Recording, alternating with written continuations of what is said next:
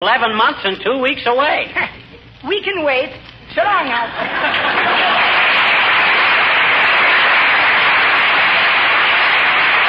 Well, come on, boys. Get busy. You'll catch cold standing around here like this. Okay, Mrs. McGee. I'll take the rest of it.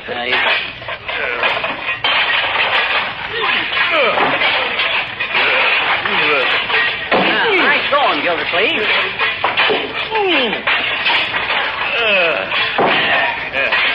Thanks, chum.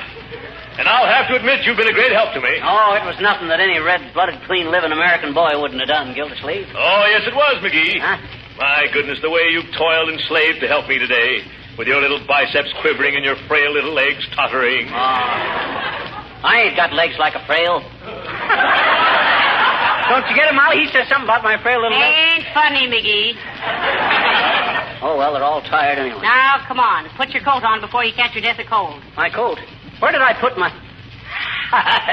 Hey, you know what I done? Oh, what'd you do, McGee? When I went down to open your cellar window, I laid my coat down on the basement floor. And you know where it is now? Down there in your basement under 5 ton of coal. It's a good thing it's an old coat. I'll give it back to you in the spring, McGee. For goodness sakes, McGee, I don't think that's anything to laugh about. Go down there right away and dig it out. Oh, no, sir, not me. I'm all wore out now. Mr. McGee. Huh? Oh, Mr. McGee, I have wonderful news for you. What is it, Mrs. Uppington? You won first prize on our raffle. What? Well, that's wonderful. I won first prize? Yes, On you the did. Now, give me the ticket, Mr. McGee, and I'll give you the prize right now. The tickets? Yes, the raffle tickets, McGee. Where are they? Why, hey, I left them tickets in my coat pocket. And my coat is down under the... Oh, no. No. I wouldn't shovel 5 ton of coal again for $100. Oh, but Mr. McGee, the prize is $100. What? It is? Give me that shovel, Gildersleeve, and get out of my way. What are you going to do? I'm going to shovel 5 tons of coal again for $100. Come on.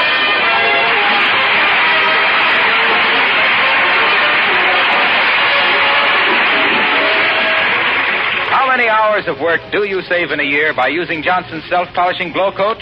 Well, it's a good many, I can tell you. Enough to do plenty of other things. Bridge, movies, playing with your children, or just plain and fancy sitting around. Glow Coat is a valuable time saver. It does away with tiresome floor scrubbing and requires no rubbing or buffing. Practically no work at all from you. And yet Glow Coat makes your floors very beautiful, keeps the colors of your linoleum bright and fresh, makes the linoleum last longer. It's no wonder Johnson's Glow Coat has gone on month after month, increasing in popularity. If you're not a Glow Coat fan, try this easy-to-use floor polish just once on your kitchen floor. Oh, and by the way, when you're looking for a practical, inexpensive Christmas gift for your friends, why not consider either Johnson's Wax or Johnson's Self-Polishing Glow Coat? I can assure you they'll be as welcome as they are useful. 5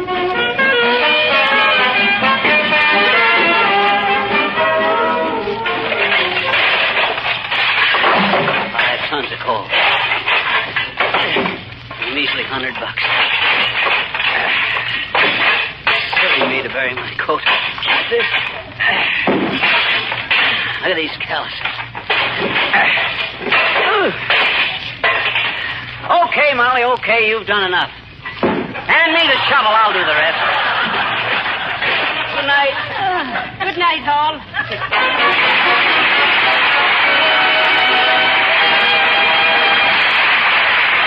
This is Harlow Wilcox, speaking for the makers of Johnson's Wax and Johnson's Self-Polishing Glow Coat, inviting you to be with us again next Tuesday night. Good night. If you're the proud owner of one of those handsome new two-tone cars, let me make this suggestion. Keep the finish beautiful by protecting it occasionally with Carnu, Johnson's sensational new auto polish. Carnu will keep the finish looking like new and will save you work in the bargain because Carnu actually cleans and wax polishes in one operation, 2 jobs at one and the same time. No longer is wax polishing expensive or laborious. Whether your car is old or new, give it this modern beauty treatment. Ask your dealer for Johnson's Carnu, spelled C-A-R-N-U. This is the National Broadcasting Company. Our next broadcast is a science fiction drama series that was broadcast from April 24th, 1955 to January 9th, 1958 in various time slots on NBC. Known for its high production values and adapting stories from the leading American authors of the era, It has been described as one of the finest offerings of American radio drama and one of the best science fiction series in any form and medium. We present to you X-1 on Hojo Radio. Countdown for blastoff. X-5, -4, -3, -2, X-1. Fire!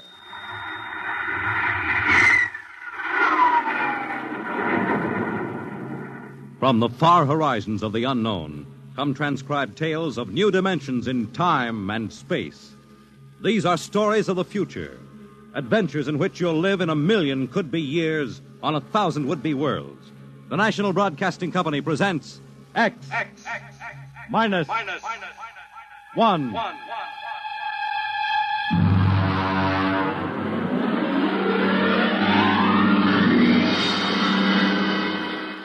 Tonight, Universe.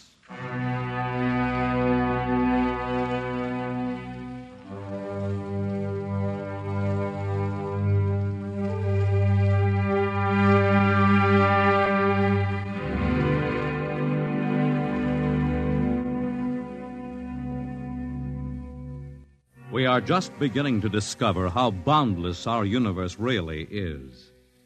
And yet, as man reaches out to the stars, out toward infinity, ironically enough, he may be building himself a new kind of prison. What would it be like to live all your life in a world no larger, say, than a single gigantic rocket ship bound on an endless mercy?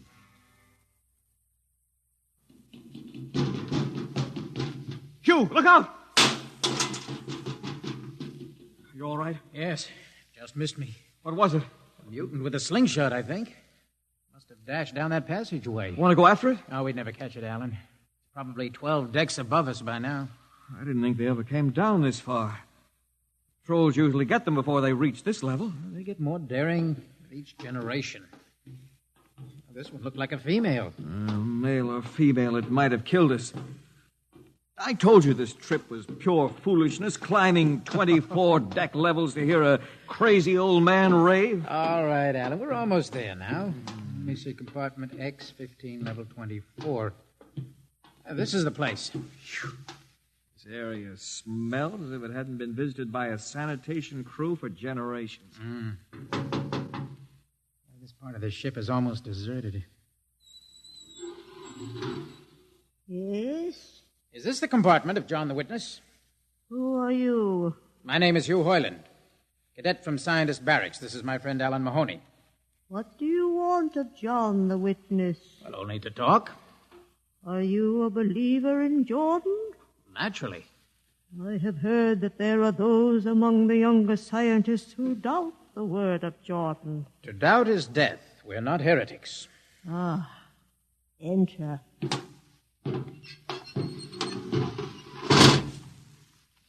I've brought you a gift of tobacco, grown on the richest level. Oh, it smells good. I assure you it's of the best. Wait here. I'll get him. What a rat's nest. Well, what the devil do you think he can tell you? Alan, I'm not sure.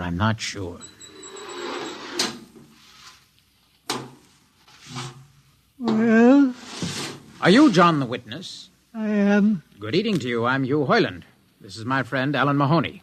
What brings a gentleman of the scientist class to my humble compartment? I've heard that you and your parents before you have been keepers of the legend of the ship. Since Jordan gave the word. I'm anxious to hear the word as Jordan spoke it. Why? Because our young scientists, well, among them there have been some who talk against the word. There are regulations against such heresy. Still, some of them say the ship has no purpose. They say that we are here accidentally, that we have no more grace in Jordan's eyes than the most deformed mutant who dwells in the highest level of the ship. What shall I say to you? Well, I wish to hear the word from the mouth of one who knows, in order that I may become more convinced. Sit. You have a gift for the witness? The finest tobacco. Good. I will dim the lights. Now pay close attention, for these are the words as my father's father's father gave them to his son's son's son. This is how the ship came into being, how our people were created. In the beginning there was only Jordan, thinking his lonely thoughts. Out of his thoughts came a vision. Out of the vision came a planning, and out of the planning came decision. Jordan's hand was lifted, and the ship was born. Mile after mile of good compartments, tank after tank for gold and corn, ladder and passage, door and locker fit for the needs of the yet unborn. He looked on his work and found it pleasing, meet for a race that was yet to be. He thought of man, and man came into being. Then Jordan checked his thoughts and searched for a key.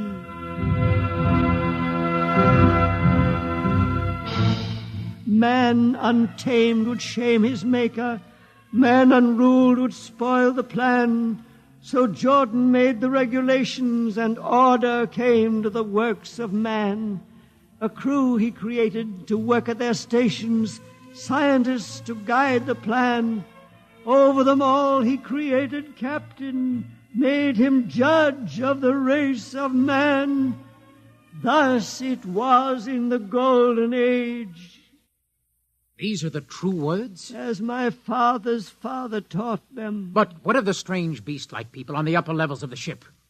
Surely Jordan did not create them. Jordan is perfect. All below him lack perfection.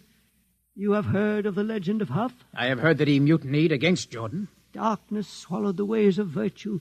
Sin prevailed upon the ship. And before wisdom prevailed and the bodies of Huff and his followers were fed into the converter, some of the rebels escaped and lived to father the mutants.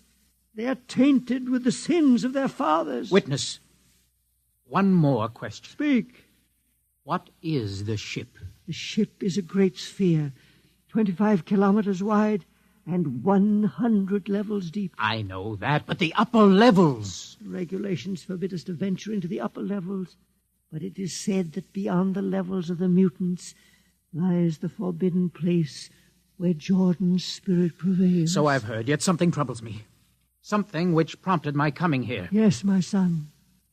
What lies beyond the ship? What? What lies beyond the ship? This is heresy. Answer me. I will not permit such talk. The ship is complete. The ship is universal. The ship is everywhere. The ship is endless. Your mutterings are those of a frightened old man. They answer nothing. You question the word. I think you lie. Hear me, Mr. Hoyland. For what you have already said, I can have your body fed into the converter. Your soul launched on the endless trip. You threaten me. Hugh, for Jordan's sake. Do you think I fear this dried fig of a man? Hugh! Sir, my friend is impetuous. He does not understand. I might be persuaded to forget a substantial gift. Why, you pig. Hugh! Alan, come on. The sight of this so-called holy man offends me. No, you shall not leave. Don't try to frighten me with that gun, old man. Remain where you are, heretic. I warn you, put down that gun. No, closer. Drop it. Very well, then. Death to the heretic. Alan, get him. Alan. He's not breathing. Is he dead? I don't know. Come on, Hugh. We've got to get out of here. Right. Nowhere. We can't go back. They'd feed us into the converter before we could even... What's that? An alarm. That old woman must have turned it in. Come on, Alan. The patrol will be here in no time. Where can we go? Yes, where? The upper levels. No, the mutants. We'll have to take our chances. Come on, Alan. Let's go. Listen, that's the patrol. Come on, we've got to climb. There's a hatchway down the corridor. All right, quickly. Oh, are we fire? Alan, up, ladder. Up. Come on, Alan, come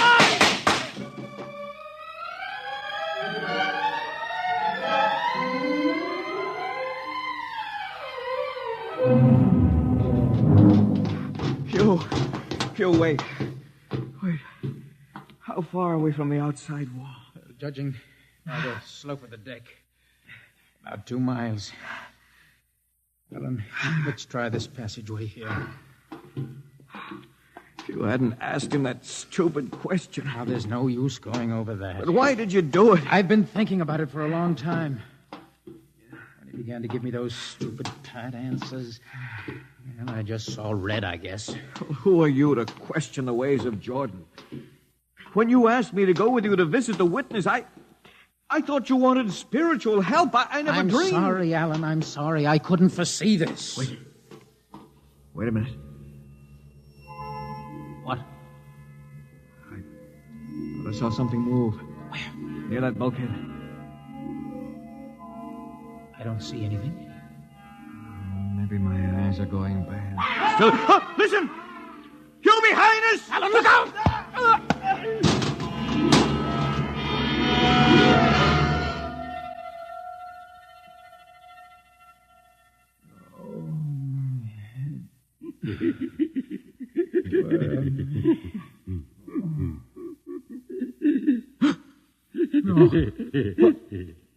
What are you?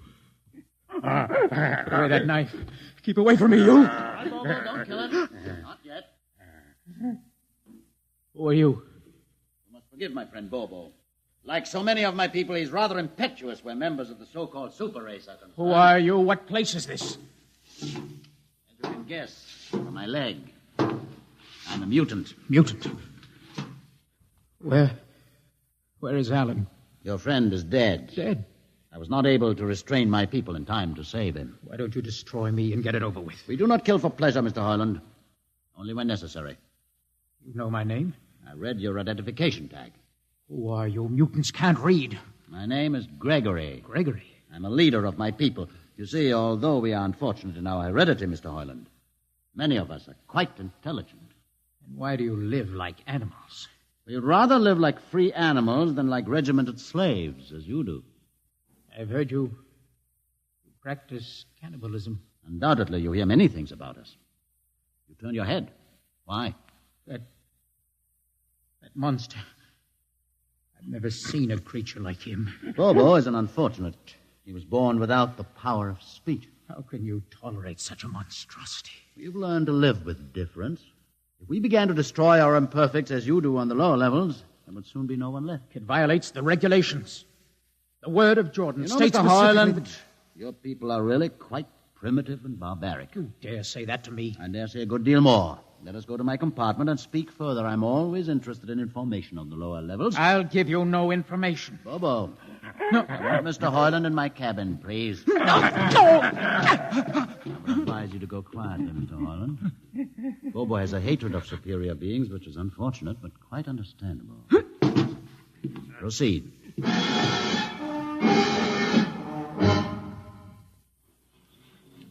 Enter, Mr. Hoyland. This is where you live? Yes. But you have books? Stolen from your libraries, Mr. Hoyland. Compton's Astrophysics, Philosophy of Interstellar Navigation, Celestial Mechanics. You've read these? Most of them. I had no idea that you... Why did you bring me here? What do you intend to do? Do you believe in Jordan, Mr. Hoyland? There is no other belief. And the trip? I suppose you believe in the trip, too. What else is there to believe? When you die, your remains are fed to the converter, and your soul makes the trip. And where does the trip take you? By to Centaurus, of course. Ah. And where or what is Centaurus? Centaurus is... Mind you, I'm just telling you the orthodox answer. Centaurus is where you arrive when you've made the trip.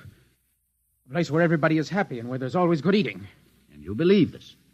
Well, the peasants believe it literally, but many of the younger scientists, like myself, know it is figurative and symbolic. Why do you ask? Did it ever occur to you, Mr. Hoyland, that the trip is exactly what your peasants believe it is? What? And that the ship and all the crew were actually going somewhere, moving? The ship can't go anywhere. It already is everywhere. Imagine a place bigger than the ship, much bigger, with the ship inside it, moving inside it. There can't be any place bigger than the ship. There just wouldn't be any place for it to be. Oh, for half's sake, listen. You know the lowest level? Of course. If you started digging a hole in the lowest level, where would that hole go? It's forbidden to think such thoughts. Where would it go? I can't think about it. Bobo, we're going to take Mr. Hoyland to the place. No. Where are we going? To the top level. But that's certain death. Nonsense. I've been there 1,000 times. Come along. No, I won't. I won't. You can't make me. I think we can. Please. Now, shall we proceed peacefully, or shall I have Bobo persuade you?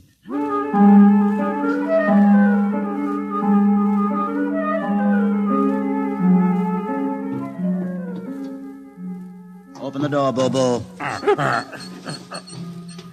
Inside.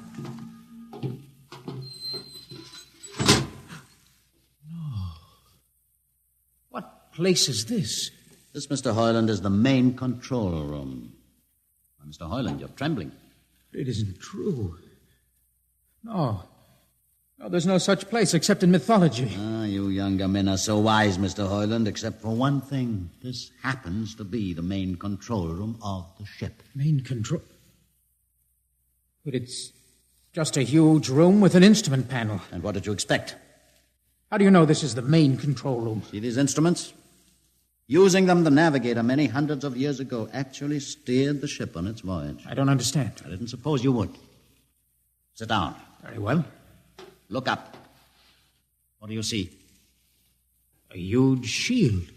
Watch it for one moment, Mr. Hoyland. You're going to see something that few of us have ever been privileged to witness.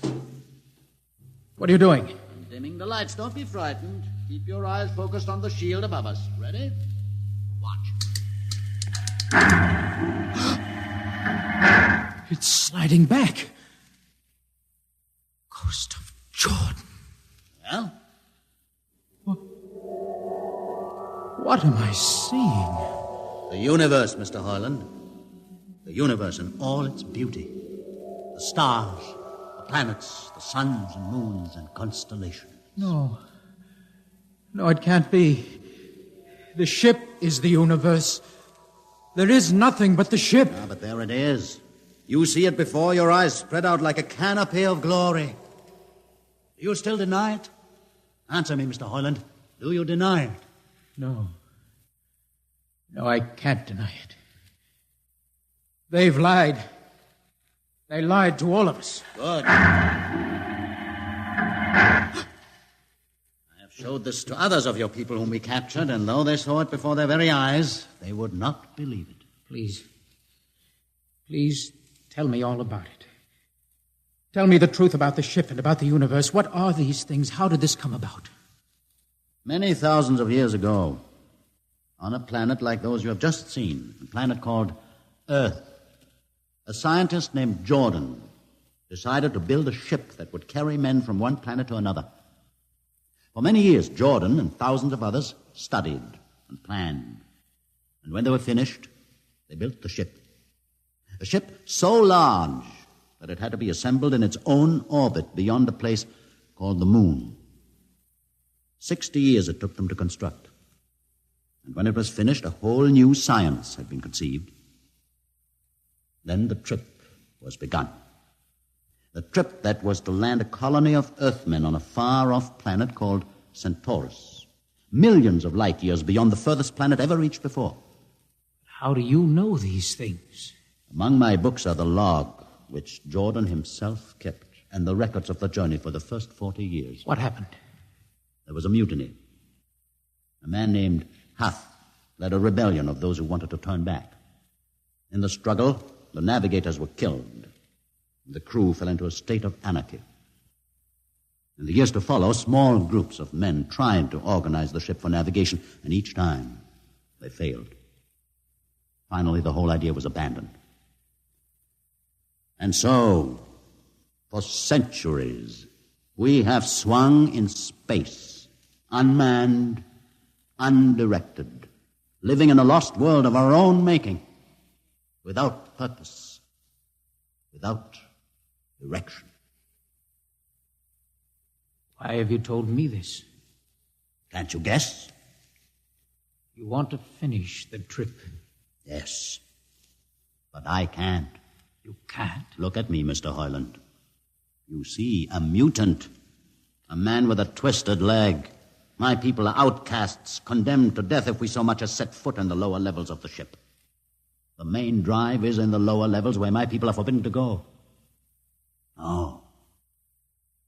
mean that both our people would have to work together. Our differences encouraged rather than denied. All right. I'll see the captain himself. I have an uncle on the Central Board. I'll tell him what I've seen here. And do you think he'll believe you? Send one of your people with me. That's asking a good deal. I'm risking a good deal by going back. Very well. Bobo will go with you. Bobo? He can't talk. There will be no need for talk. I will write a message guaranteeing safe conduct for a group of unarmed scientists to visit the main control room. Bobo will take you safely through our territory. What happens when you reach your own level is up to you.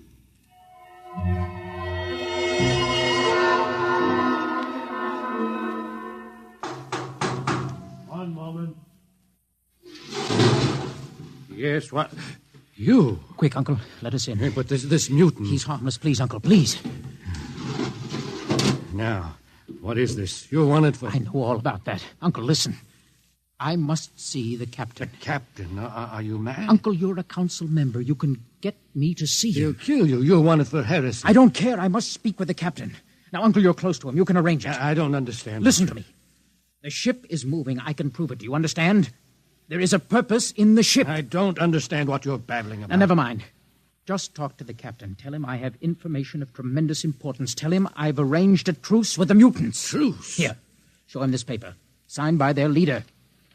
Do it, Uncle, for my sake. I don't know what... Uncle, please, if I'm to die, let this be my last request to you. Very well. I'll speak to the captain.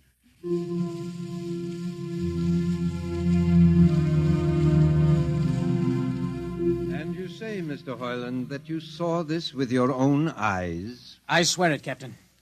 I swear it on the word of Jordan. Let me see the paper again. Commander Erst, what do you think? I don't know, sir. It might be a trick. I guarantee you safe conduct. If these things are as Mr. Hoyland reports them, it would pay to risk a few lives. The man is a convicted heretic. Still, we must not discount his word. He has a safe conduct, and the mutant risked its life coming with him. I think we might investigate. Captain, you mean you will do it? I will have an expedition outfitted. Dismissed, Mr. Hoyland. Thank you, sir.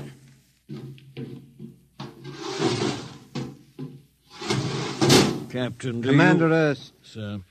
You will make the necessary arrangements for an expedition. And I trust you understand. Perfectly, sir.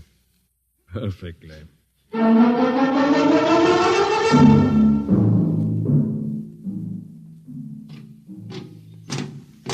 Lieutenant.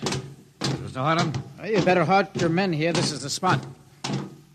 Patrol! Halt! Well, I see no welcoming party of mutants. There'll be none. Their leader will meet you inside the main control room. You don't say. Just where is this main control room? Beyond that door. I see. All right, men. Ready up. Lieutenant, why do you ready arms? In case of ambush. Ambush? Now, wait a minute, Lieutenant. What are those men doing with that ray gun? Just aiming it at the door. Are you mad?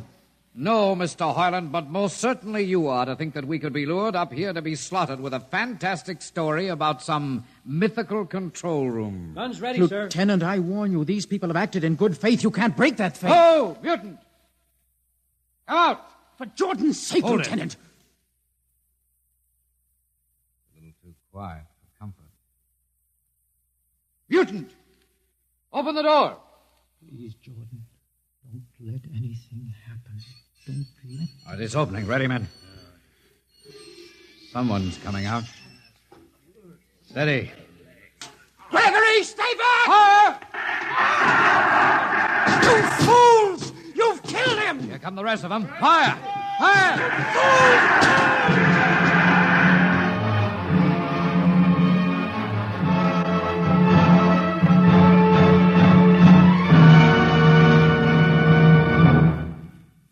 That should teach them a lesson they won't forget. All right, men, inside the room. Come along, Harlan. You're under arrest as a conspirator in this ambush. Ambush, you fool. You blind, stupid fool. All right, that'll be enough. You've been inside this place before? Yes. What's this machinery? These are the controls he would have used to steer the ship. Gone out of his mind, Lieutenant. Steer the ship? Who? The leader, the one you killed. This ugly mutant? This ugly mutant happened to be a man of true genius. Why, you're mad. Am I? Lieutenant, this man had a vision which would have saved you, but you chose to kill him because you couldn't stand the sight of his difference from you. Shut up, Highland. Don't listen to him, man. You can't shut your eyes, and you can't shut your minds, and you can't shut your ears to this. The roof's moving back. Yes, look. Let the vision of this confound your ignorance and blind your eyes. This is the heritage of stars and open skies, for which men have yearned for centuries. Try to destroy this, and you will only destroy yourselves. Death to the heritage. But I say to you that you can't keep this from our people. They will seek it out. The ship will be manned, and the ship will be steered, and there will be freedom, purpose, and respect for ourselves. This is your heritage. Look upon the universe. Kill him.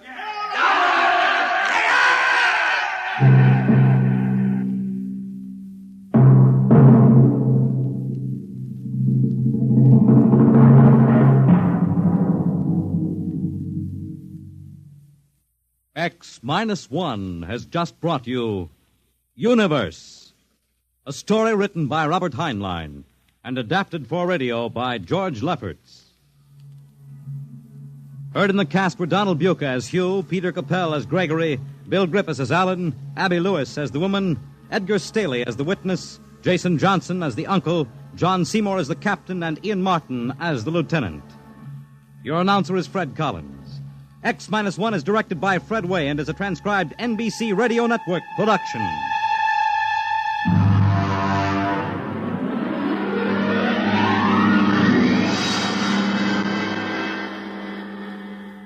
And now, next week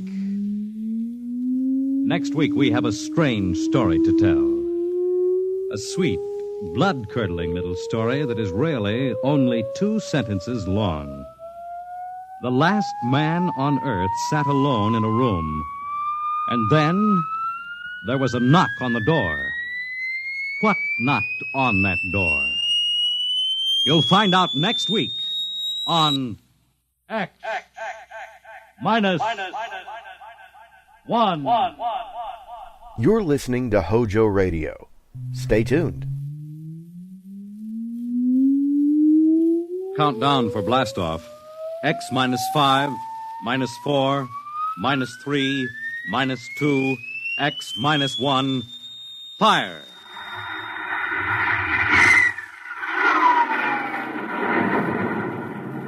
From the far horizons of the unknown come transcribed tales of new dimensions in time and space. These are stories of the future, adventures in which you'll live in 1,000,000 could-be years on 1,000 would-be worlds. The National Broadcasting Company presents X minus 1.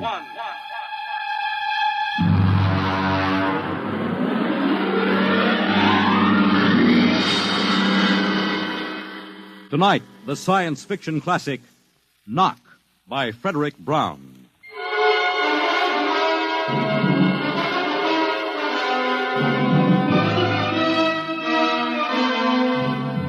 Tonight we have a strange story to tell. A sweet, blood-curdling little story that is really only 2 sentences long. The last man on Earth sat alone in a room. There was a knock at the door.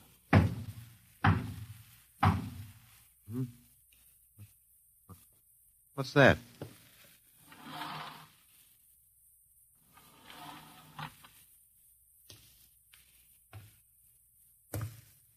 Good morning, man. What?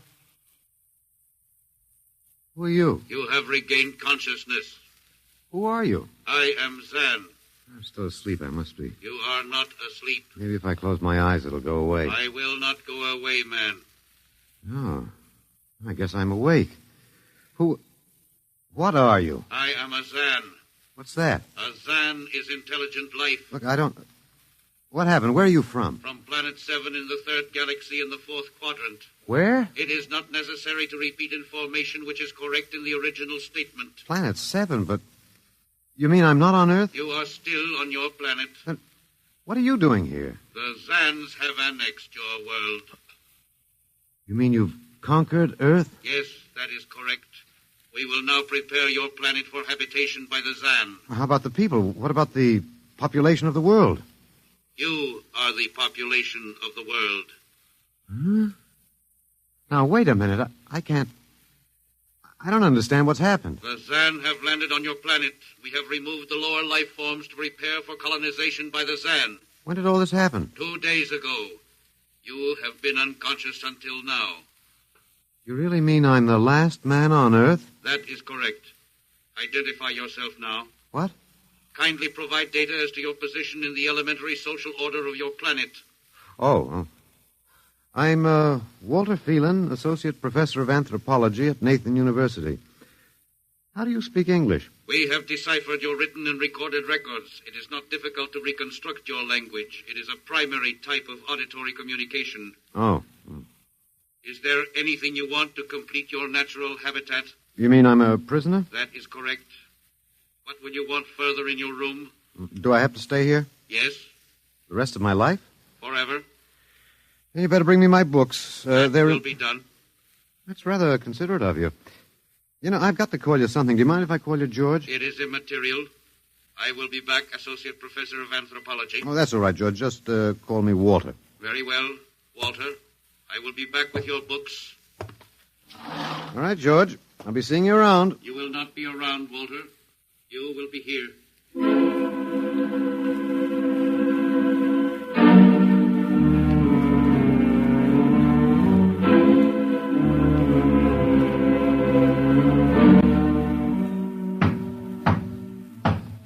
Come in. Oh, hello, George.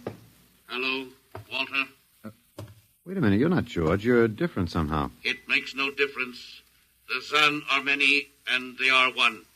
Then I'll call you George, too. I'll call you old George. What can I do for you? Point 1.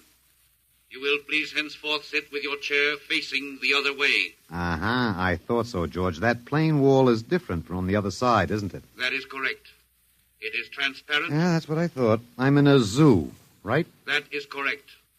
How many other animals do you have in the zoo, George? 216. Not complete, George. Even a Bush League zoo could beat that. Did you just pick at random? Yes. All species would have been too many. Male and female, each of 108 kinds. Male and female, huh? Of all the animals? There is a female of your species among the collection. Anyone I know? Well, never mind. It doesn't matter anyway. Well, what do you feed us all, eh? For carnivorous species, we make synthetics. The flora was not hurt by the vibrations which destroyed animal life. Oh, nice for the flora. Well, George, you started out with point 1. I deduce there is a point 2 kicking around somewhere.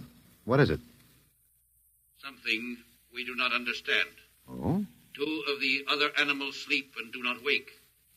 They are cold. Don't worry, George. It happens in the best regulated zoos.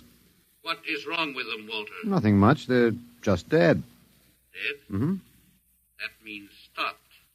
But nothing stopped them. Each was alone. Well, maybe they just died of old age. Old age? I do not understand. You don't? Well, how old are you, George? Your planet went around the sun about 7,000 times since I was born. 7,000 years? Yes, I am still young. Yeah, a babe in arms. Look, George, you've got something to learn about this planet you've hijacked. Here on Earth, we've got somebody you don't know where you come from. An old man with a beard and an hourglass and a scythe. Your vibrations didn't kill him. What is he? Oh, old man Death. Down here, our people and animals live until somebody, the Grim Reaper, stops them. He will stop more? Well, he gets us all, George. With your lifespan, it won't seem like a minute and we'll all be gone.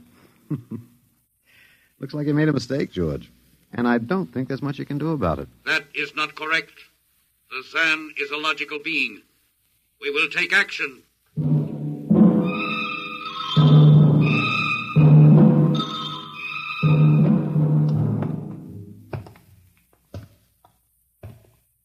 Well, George, where are you taking me? We will be there shortly. We will bring your books and your chair. You mean my lease is up? I do not understand. It's moving day?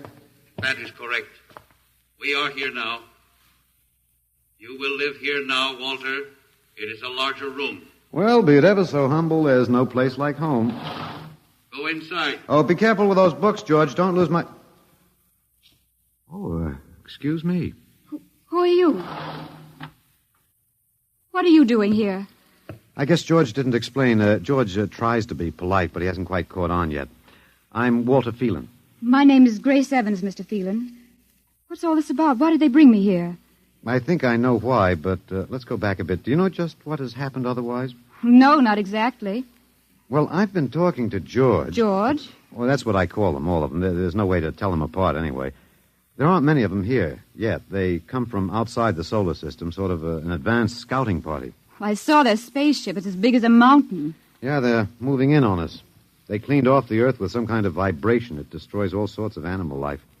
I don't know whether they did it all at once or if they had to circle the Earth a few times, but they killed everybody. No. I was afraid The that... cheerful note is that you and I and 200-odd other animals were picked up beforehand as specimens for the zoo. You do know this is a zoo, don't you? I suspected it. But I don't remember anything about being captured. I just woke up here. Well, my hunch is they used the vibrations just low enough to knock us all out. And then they cruised around, picking up samples at random. When they were all set, they turned the juice on full blast. How terrible. Yeah, well, they solved a lot of problems for us. Housing shortage, wars, even the atomic bomb.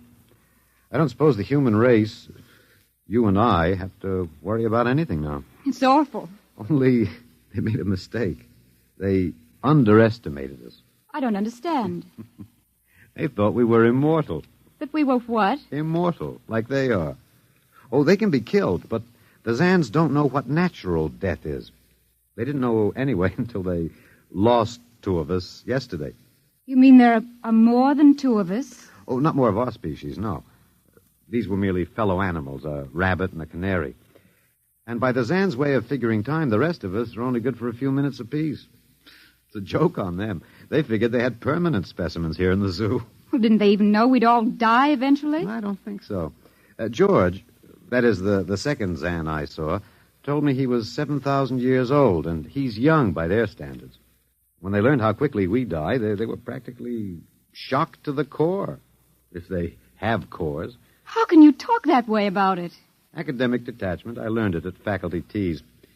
At any rate, they've decided to reorganize their zoo. 2 by 2. What, are they going to keep us locked up together in this one little room? Yeah, I'm afraid so. There's plenty of furniture, though, and George promised to bring me my chair. We've got to do something. Why? Well, I don't know. It just seems to me we owe it to the human race to do something. Oh, well, perhaps you have a suggestion? There must be some way. They can be killed, you said. Oh, yes. I've been studying them.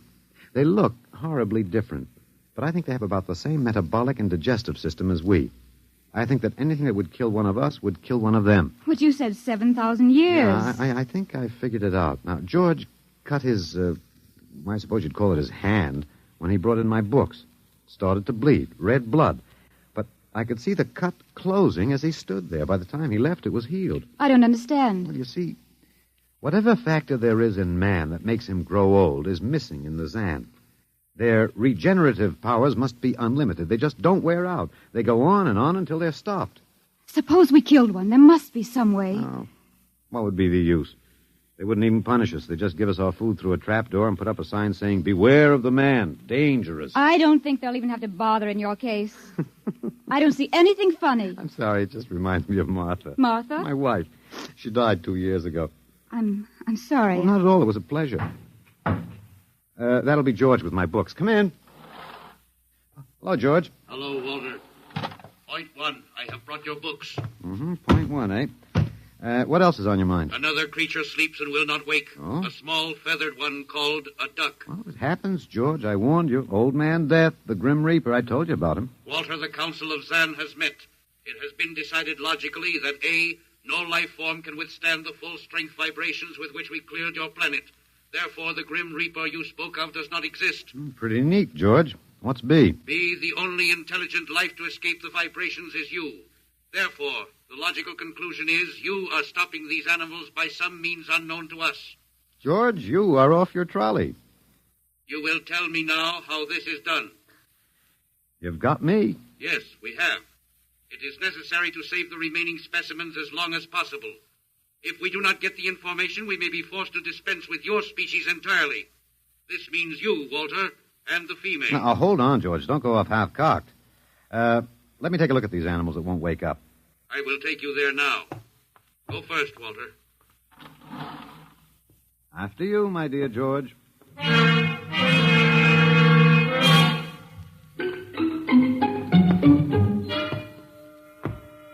This is the weasel. Now, you should have got him in the winter, George. The fur's worth more then. It's ermine. This is the reptile cage. Mm-hmm. Here are the ducks. That is the male. The female has been stopped. Yeah, lucky girl. What's the matter, fellow? Lonely? Walter, you will tell me how you stopped the female duck. Well, you got me, George. I didn't do it. Maybe she died of the Dutch elm blight. Walter, you are not being logical. We have concluded you are stopping these animals.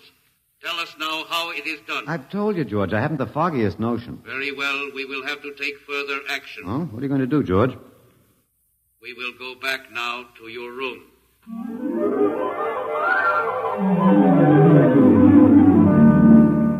What happened, Mr. Phelan? You might call me Walter. After all, George does. And we have more in common. Please, what happened? Oh, just a duck, a dead duck. George thinks I killed her by remote control. He wants me to tell him how. Did you? Look, I'm just an ordinary anthropologist. There's no telling what those animals died of, just natural causes. But George can't see it that way. He thinks I'm holding out on him. Good. What? At least we can get back at them some way. At least we can do something to them. Well, why? After all, George isn't a bad fellow, if you like an ant mentality. How can you say that? Well, they murdered the human race. I suppose so, but we can't change that now, so why think about it? We just can't sit here and do nothing. I fail to see how we can do anything else. But at least we could be fighting. I can't see the virtue in that. I was more or less content with my books, and we've got George to talk to. Of all the men in the world they had to pick, don't you want to fight back? Don't you want to keep on fighting to the end? It hadn't occurred to me. But we've got to, Walter. Why? Well, I can't really explain it, but, Walter, if there was any good in man, it was that he kept on struggling against nature and, in the end, even against himself. But he kept on fighting for what he thought was right, and we're all that's left. Walter, we just can't end by giving up. We've got to keep on fighting. You know, you do remind me of Martha. There isn't much left for us. We could beat them in this one small thing. We can pretend there's a secret about death. We could refuse to tell them anything. Well, there isn't anything to tell. But they don't know that. Promise me you won't give in. Well, I suppose the worst they can do is kill us. All right, Miss Evans. Hello, George. Hello, Walter. Now you will tell us how these animals are stopped. George, this may come as a shock to you, but I've decided not to tell you. Why? Oh, a romantic attachment to lost causes. My grandfather was a Confederate officer. Walter, you are not being logical. Neither was my grandfather. He charged a Yankee battery with 1 round of ammunition and a corncob pipe. You are not logical, but that is expected in lower life forms. You will come with me now, Walter. Where are you taking him? To the 2nd level. Go now, Walter. You won't tell them. I can't guarantee anything, but as of now, I don't intend to. We've got to fight, Walter. Remember that. We've got to go out fighting. Yes. Yes, I think you're right. Go now, Walter. Goodbye. It's been a pleasure, Miss Evans. I am waiting. Go now, Walter. After you, my dear George.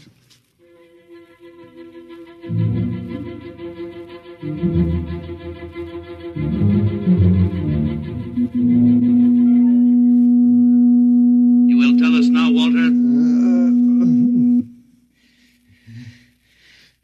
That was the first level of vibration. There are many more. However, we have calculated that none of them exceed your threshold of unconsciousness. Very clever, George. Of course.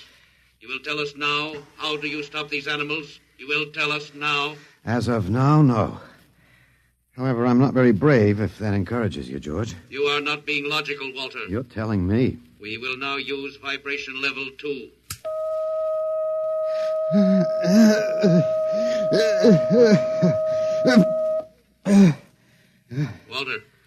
Walter, you are still conscious.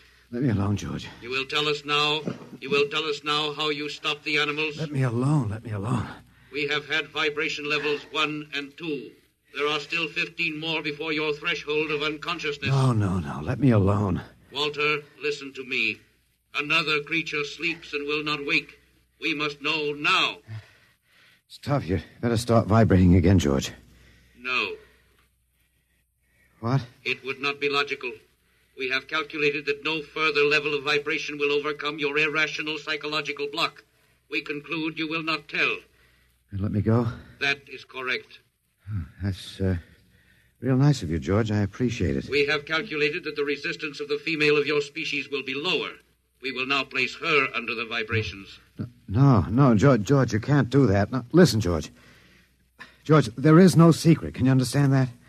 There is no secret. Those animals died from natural causes. I'm telling you the truth. That is not a logical answer.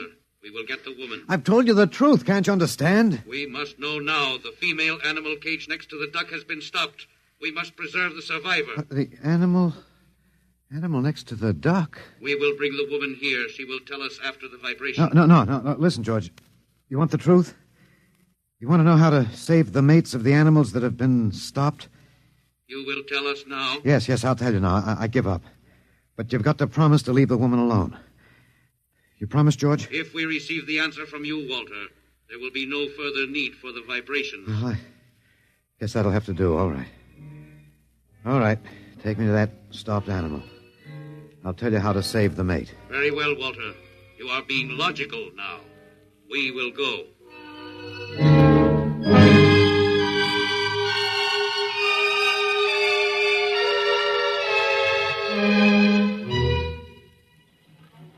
Walter, are you all right?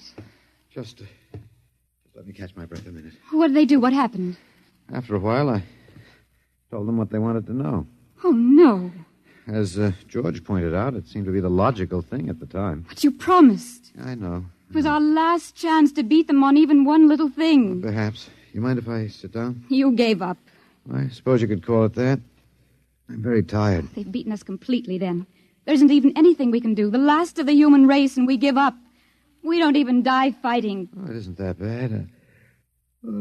Something might turn up, Martha. What did you call me? Huh?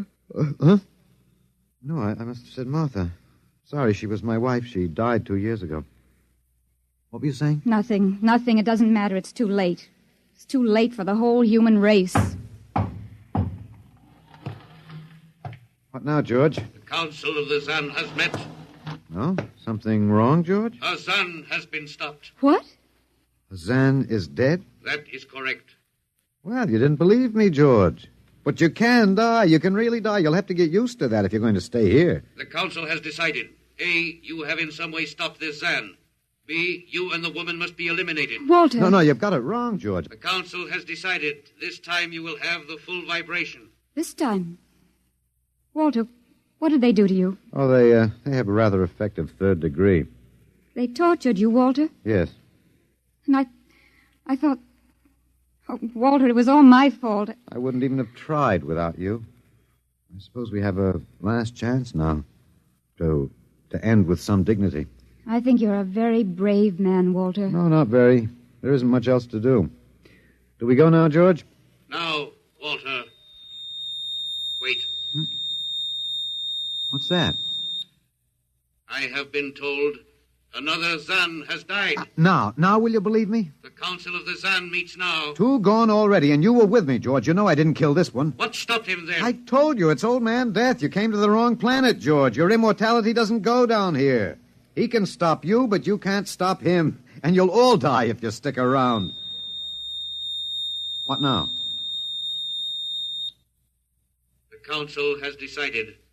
This is a place of death. We will leave your planet. Leave? You mean you're giving up? It is not safe for the Zan. Oh, Walter, they're leaving. They're really going. Come on then, George. And don't hurry back. It would not be logical to do so. We are leaving the Earth now. Goodbye, Walter. Goodbye, George.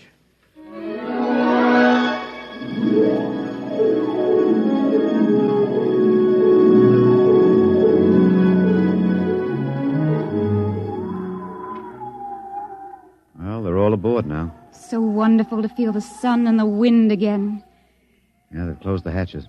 Walter, is it safe for us to be out here? Yes, they're not interested in us any longer. They only want to get away. And I want to see this, Grace. The Zan leaving Earth forever.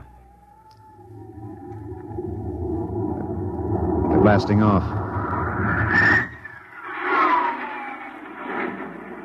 There they go. Yes, it's all over now. Well, I suppose we might as well go back in. I still don't understand. Walter, what made them go? I just told them the facts of life. Of death, you mean? No, of life. After all, I thought George was old enough to know. At 7,000 years, he was going to be a pretty big boy. I wish you'd stop joking and tell me what happened. Look out for the step. Well, you remember when the first animals died? The rabbit and the duck? Yeah, and their mates just started to pine and waste away? Yes. Well, that worried the Zan. They wanted to keep the last specimens alive if they could. So finally, I broke down and told them about affection. Affection? Yes. And then I introduced Donald. Donald, who's that? Here we are. Grace, meet Donald. Oh, Walter, please. What does affection have to do with it? That's what the Zan wanted to know. I told him it was love that made the world go round. That having lost his mate, Donald would die immediately unless he had affection and constant petting. Petting? Hmm? I even showed him how. Here, fella, come on. Come here. Yeah. I held Donald in my arms, and I petted him a while. Then I let the Zan take over with the animal in the next cage. What animal? Take a look. You mean this cage? Mm-hmm. Watch out. Don't go too close. Walter, it's a rattlesnake. Yes. Their metabolism made it impossible for them to die of old age, but I had a hunch that they could be poisoned. Well, then it was the snake that killed the two Zan. Mm-hmm. They never even knew what bit them. Then you outwitted them, Walter. Well, I suppose... I thought you'd just given up. Oh, Walter, I'm so ashamed. You don't have to be. I had given up. I probably wouldn't have fought if you hadn't pushed me. Well, we've got a world to plan.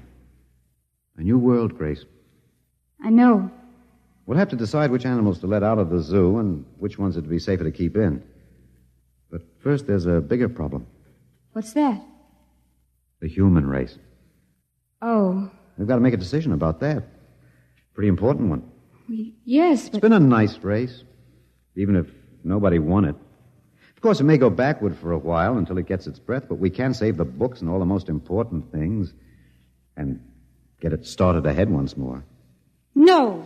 It's the Garden of Eden all over again. But, Eve, you'll have to watch out for that snake. Now, don't be ridiculous, Walter. You know, funny, you even blush like Martha. Only you're stronger than she was. Prettier, too. I wish you'd forget about Martha. I think I will, my dear. If you'll give me time. Now, Walter Phelan, you listen to me. If you think for 1 minute that I thought it would never happen to me again. But it is love that makes the world go round. So, Grace, if you could only... No. I wouldn't marry you if you were the last man on earth. But that's exactly what I am. I don't care. I don't even want to talk about it. I'm going out. All right, my dear, but think it over. And please come back.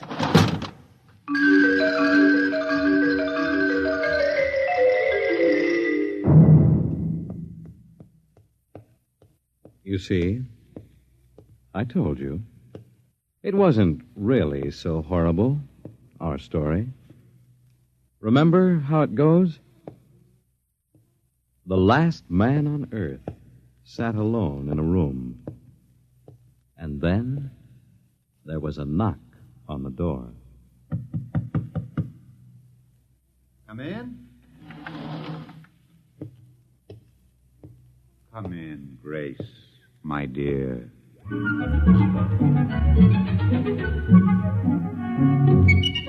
You see, it wasn't horrible at all.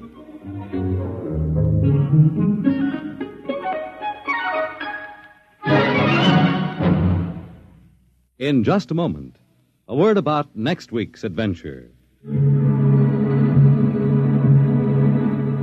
Tonight, by transcription, X-1 has brought you Knock by Frederick Brown, adapted for radio by Ernest Kinoy. Featured in the cast were Alex Scorby as Walter, Laurie March as Grace, and Louis Van Ruten as the Zan. X-1 was directed by Fred Way and is an NBC Radio Network production.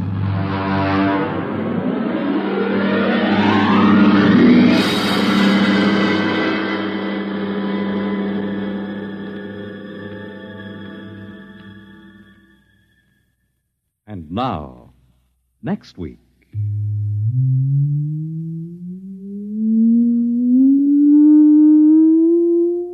A strange and chilling story from the Bureau of Missing Persons.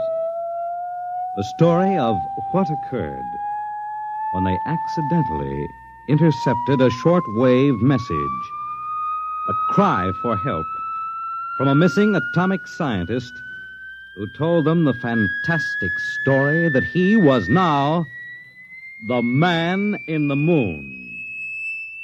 How did it happen? You'll hear next week at X minus 1.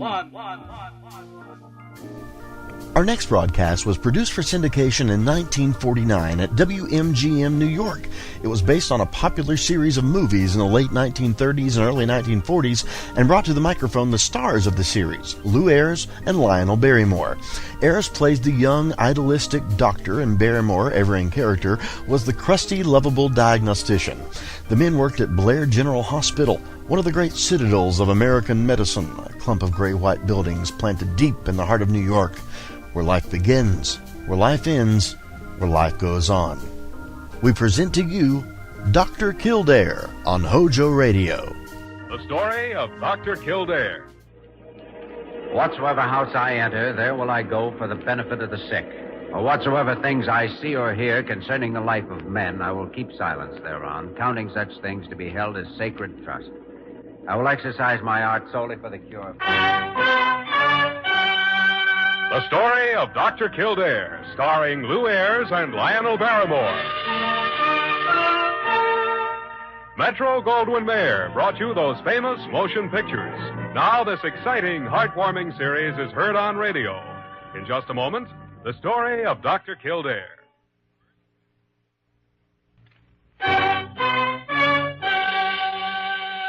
Now, the story of Dr. Kildare, starring Lou Ayres as Dr. Kildare and Lionel Barrymore as Dr. Gillespie.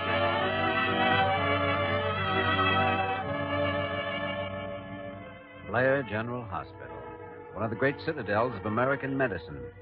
A clump of gray-white buildings planted deep in the heart of New York, the nerve center of medical progress, where great minds and skilled hands wage man's everlasting battle against death and disease. Blair General Hospital, where life begins, where life ends, where life goes on.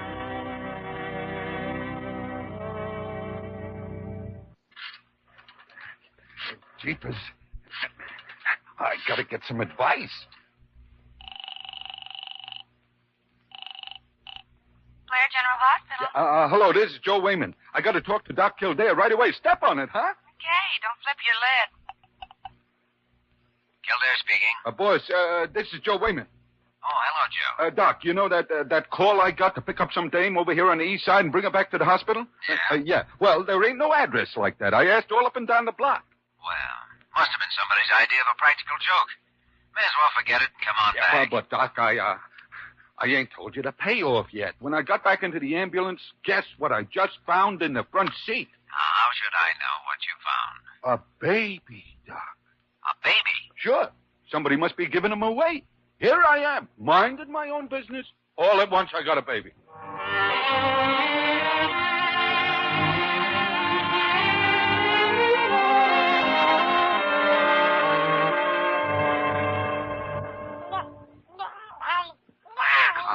Confounded.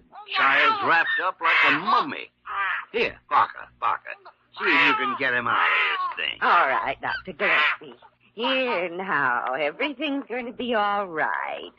There now. That thing he's wrapped in, Parker, isn't that the jacket to a woman's suit? Why, yes, it is, Dr. Kildare. Some kind of a wool plaid, I think.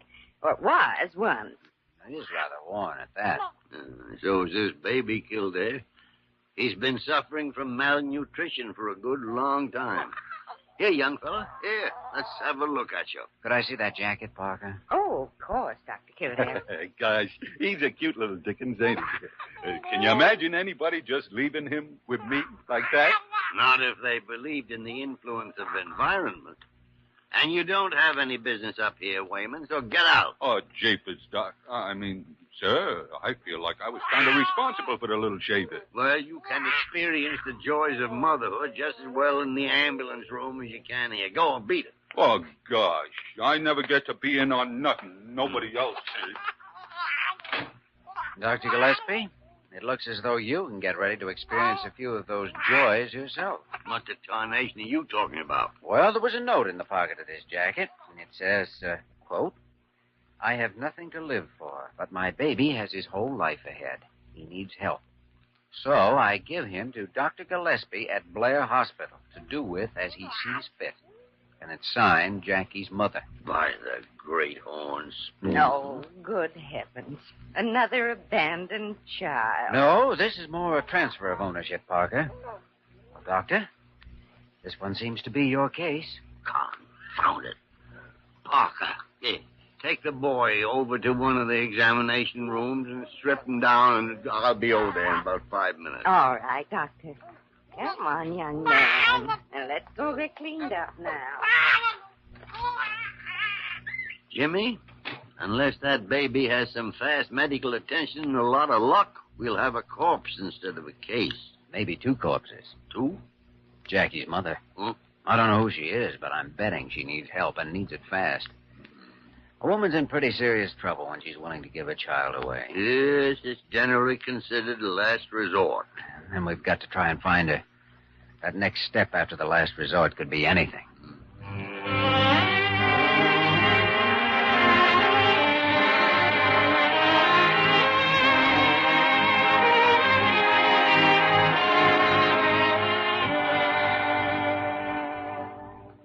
Hello, Wayman? Yeah. Oh, this is Kildare. Oh, hiya, boss. Say, Detective Lieutenant is on his way up here to see me. Yeah. It's in regard to the mother of that baby you found. Now, will you stand by, Joe? He may want to talk to you. Yeah, okay, sure. I've got a hunch we have to find this girl right away, if we find her at all. Yeah? Oh, just a second, Joe. You're right. Yes, Parker, what is it? Lieutenant Dan Riley from Precinct Headquarters is here to see you. Oh, fine. Send him in. He's here now, Joe. See you later. Yeah, okay, boss. Come on in, Lieutenant. Thanks. Sit down. Got here in a hurry. Yeah. I understood somebody over here was burning up to have this girl found. You, by any chance? That's right. Why? How come you're so worked up about it? Well, I think a girl who's forced to abandon her child needs help, that's all. Can't help her unless I find her. It's simple enough, isn't it? Yeah, when you say it real fast. That jacket there the kid was wrapped in? Yes. Well, that's our best bet, but the odds are long. Exactly where was it your driver left his ambulance parked? Let's see. I have it here on the report. On the east side of First Avenue, about 100 feet north of Dutton Place. He went into the apartment houses at 10:42 and 10:46. What was the time? The call came in here at 6:24. Joe got there at 6:45 and was away from the ambulance for about 10 minutes. Well, I'll see what I can do, Kildare. Looks like a matter of trying to match the suit material. Somebody may recognize it, and the girl may still be wearing the skirt. Do you know that neighborhood? I know it. Bunch of flop houses, honky-tonks, clip joints, typical Skid Row. Mostly floaters and down-and-outers. Yeah, I know it all right. Well, don't count on anything, Kildare. All right, I won't. We can't both be over-enthusiastic. Okay. So you're all fired up to do a good deed. Suppose we do find her and give the kid back to her. She had some reason to dump him in the first place, and she'll do the same thing again. Only the next time, she'll make sure of it, and we'll probably fish him out of the river. So what's the percentage? Pretty low. Only sometimes you can change the percentage by stepping in and helping at the right time. Doctor learns to make his own odds. This is one case, Doc. I've seen 1,000 of them just like it. Cynical, aren't you? You get that way if you keep your eyes open and watch human nature. Well, I usually do. Helps in diagnosis. I've developed a theory from it, as a matter of fact. A theory, huh? Mm-hmm. The more soft-hearted a person is, the more chance he'll try to throw up a hard-boiled front. Yeah. Well, everybody's got a right to his own opinion. Kildare, I'll give you a call if I turn up anything.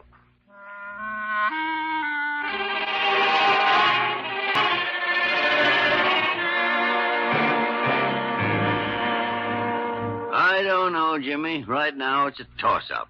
I'm going to keep him under oxygen tonight. We'll try to keep his lungs clear, but well, I don't know. Talk about percentages. Now it's bronchial pneumonia. On top of anemia, malnutrition, a deficiency of every vitamin from A to Z. Yes, and abandoned besides. Oh, I just can't understand how any mother could do such a thing. Parker, the limitations of your intellect are quite well known already. Well, I like that. He's got to find that girl. And suppose he does. Maybe all we can tell her is that her baby just died. Yes, there's a chance of that.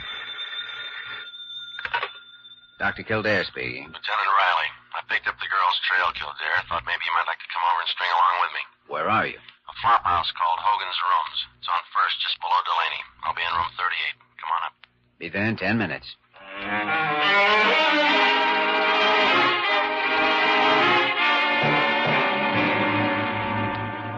She and the kid lived here for 3 days, Kildare. She paid for the room in advance for the first 2 days and then skipped out around 6 this evening. She owed the proprietor 1 day's rent, 25 cents. That's what a room in this flea bag cost. And I'll make you a bet, Riley. You paid that 2 bits, didn't you? She didn't have any luggage, no visitors. There's nothing in the room that gives any lead on her. She brought in a quart of milk yesterday. The empty bottle's over there in the corner. 25-cent room, quart of milk, alone, nothing to live for, and she gives her baby away. Add it up. When a dame dumps her kid, it's usually one of 2 reasons. A new boyfriend or she's down and out. I'd say this one's the down and out kind.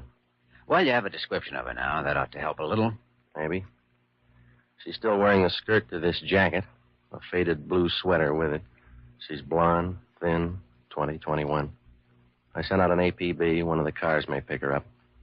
I thought we'd check some of the cafes around here. All right, let's go. Okay.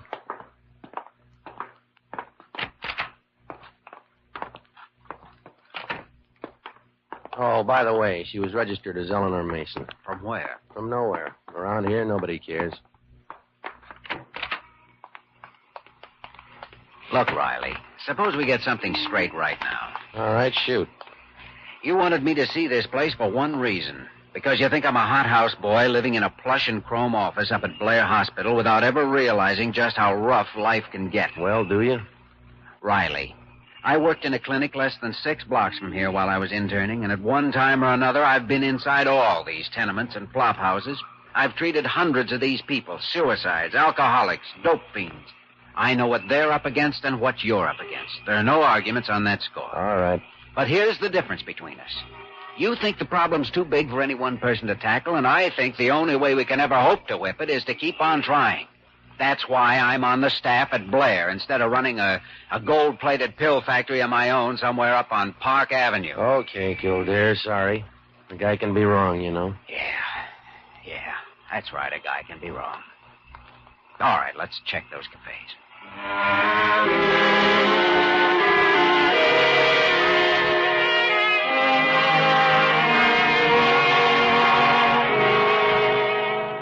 Well, as far as I can tell, the child is still holding his own, Jimmy. Good. I don't really expect a crisis before tomorrow night. We're doing everything we can, but he simply doesn't have any reserve strength to fall back on. So, well, I don't know. Incidentally, his last name is Mason.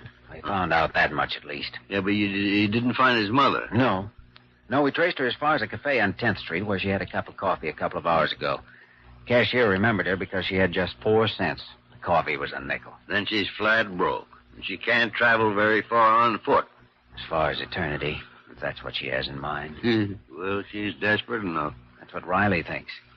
I left him over there a while ago, still at it. He's a good man. It's too bad he's got that cynical attitude. Well, with him working the district and the whole police force alerted, there's still a chance, Jimmy. There's got to be a chance. You know, it's funny. I've never seen this girl, and yet all at once she's the most important thing in the world. Kildare speaking. Lieutenant Riley. Look, Kildare, I'm at Pier 21, East River. You better get over here. What's happened? We just pulled the Mason girl out of the river. I'd say the odds give her about 15 minutes to live. I thought I told you the one about a doctor making his own odds. I'll be there. Hang on.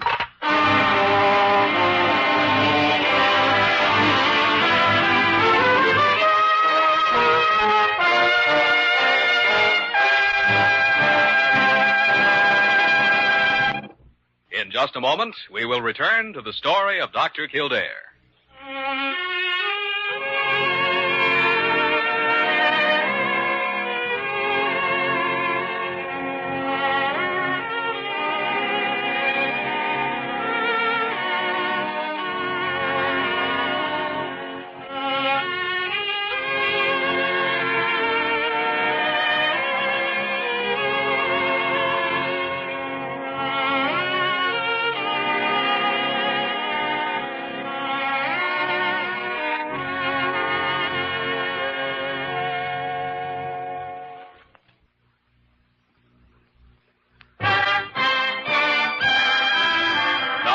Continue with the story of Dr. Kildare, starring Lou Ayres as Dr. Kildare and Lionel Barrymore as Dr. Gillespie.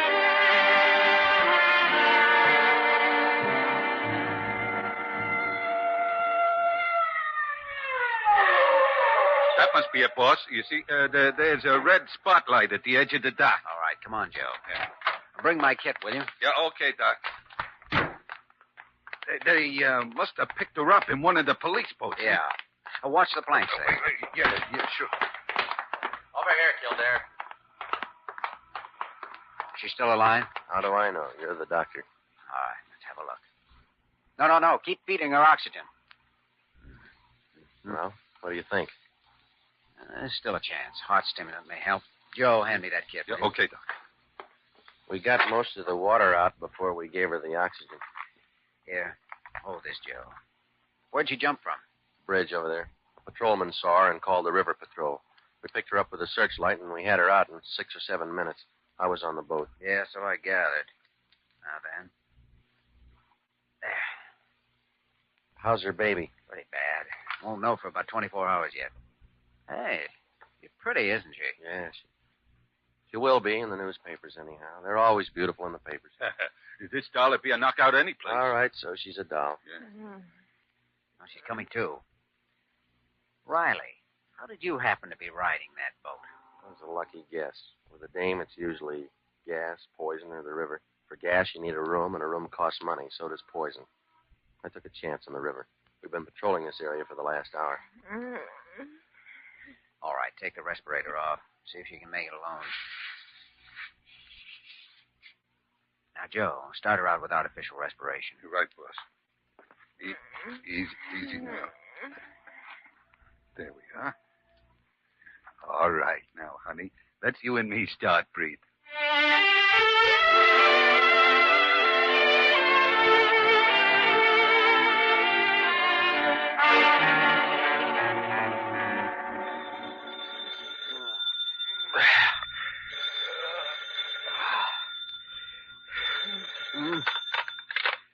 Hello.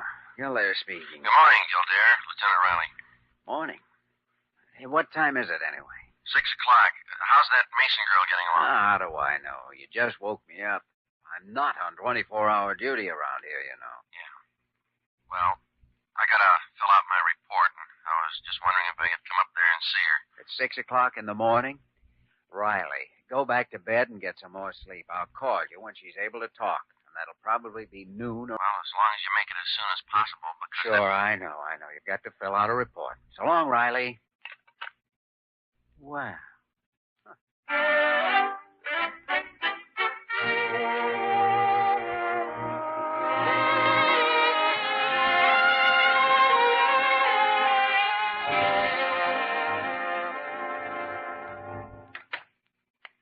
Good morning, Mrs. Mason. I'm Dr. Kildare. Oh, yes, I remember you from last night. How are you feeling? All right, I guess. Jackie, my baby, how is he? He's in Dr. Gillespie's hands, Mrs. Mason, and believe me, they're very capable hands. You're not to worry about him. But he was so sick, and You picked Dr. Gillespie yourself, remember? Yes. I saw his name in a newspaper. I was so frightened and so desperate, I didn't know what to do. I can understand that. You're from outside the city, aren't you? Mm-hmm. From a farm in Ohio. I ran away and got married. It's a big mistake. We came here to New York, and he left me 2 months before Jackie was born. I've never seen him again. There now. That's all over. Everything's going to be all right. But it isn't all right. It isn't over at all. Nothing's any different than it was before. Oh, why did you have to bring me back? Now, you don't mean that, you know. I'll give you 10 to 1. You changed your mind before you hit the water. But it's all so hopeless. Oh, what's the use? Morning, Kildare. Oh, come in, Dr. Gillespie. Well, so this is the fish you pulled out of the East River last night. How do you do, sir? I'll have to get some bait myself. Maybe another one like you. Well, this particular fish seems to think we ought to throw her back. Ah, nonsense. Had too much trouble catching her in the first place. Dr. Gillespie, my baby, how is he? Young lady, I never discuss the condition of patients with other patients. And you are a patient. Besides, he's my baby. You gave him to me. Yes, but I thought that... Come in. Well, Lieutenant Riley. There, I thought maybe that you'd forgot to call me, and I've got... Yeah, I know. You've got to make out a report. Official business. Well, I guess you don't need to be introduced here. I don't know whether you'll remember me, Miss Mason. Oh, yes. It's your voice. I remember hearing it when I was in the water. It was so kind and gentle. Yeah.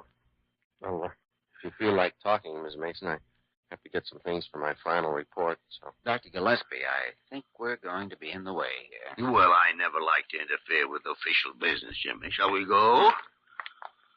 Oh, pardon me. By the way, Lieutenant Riley, the commissioner called me a while ago and said he was glad the case had turned out all right. He'd just been reading your final report.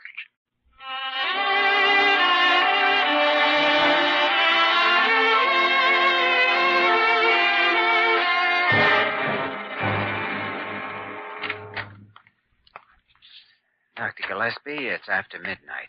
Isn't there any sign of a break yet? No, Jimmy. His temperature's still rising. May not have reached the peak for 2 hours yet. The worst part is always this waiting. Poor little boy. Well, we've given him everything medicine has to offer. But that's as far as we can go, Jimmy. Nobody can get inside that oxygen tent and help him fight. It's his battle from here on. His and, well... Dr. Kildare. Lieutenant Riley's outside in the hall. Back again?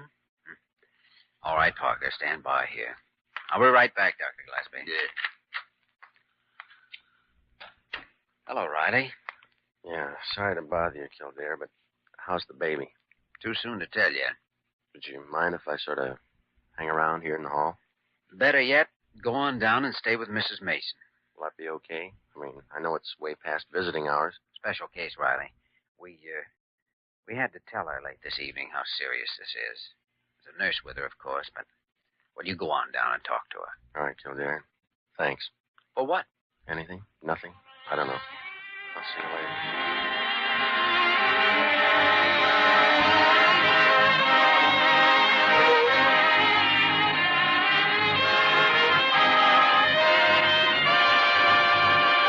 Thank you, Dr. Kildare. Thank you. There now, Mrs. Mason. Everything's going to be all right. Oh, I'm so happy. I'm going to cry. Easy now, honey. Confound it. The simple statement of a fact is no reason for hysterics. The boy's going to live and has a good chance of growing up to be president or a bank robber or a gin rummy place, something or other. Oh, Dr. Gillespie. And you, Dr. Kildare, thank you, both of you, for saving him. For saving me. I don't know what else to say. Kildare, you stay here and listen to this gush if you want to. I'm going to bed. No sleep for 2 nights.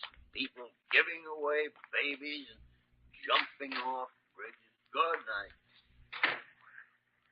Looks like the dawn's starting to break out there. Might as well turn these lights off, I guess. Oh, it's beautiful. So fresh and clean. It's a wonderful world. You didn't think so yesterday. Do you promise to keep on believing it tomorrow? Oh, yes. Don't worry, Kildare. I kind of think she will. Want to know something, Riley? I kind of think you will, too. Tough guy.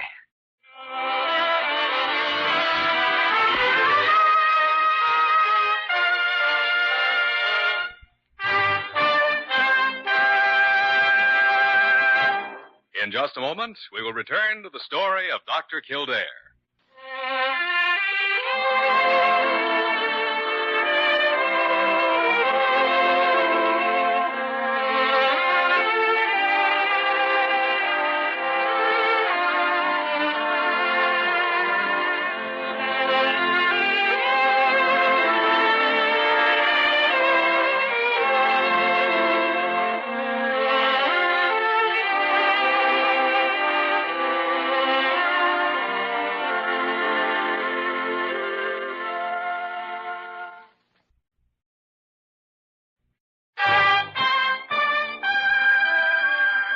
Once again, the story of Dr. Kildare, starring Lou Ayres as Dr. Kildare and Lionel Barrymore as Dr. Gillespie. Come in, Mrs. Mason. Come in. Thank you, Dr. Gillespie.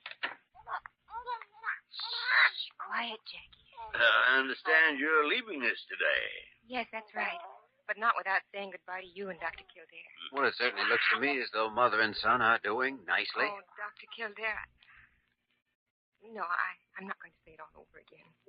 You know what I mean. Well, I'm glad you came in here, Mrs. Mason. I've been wanting to talk to you before you left.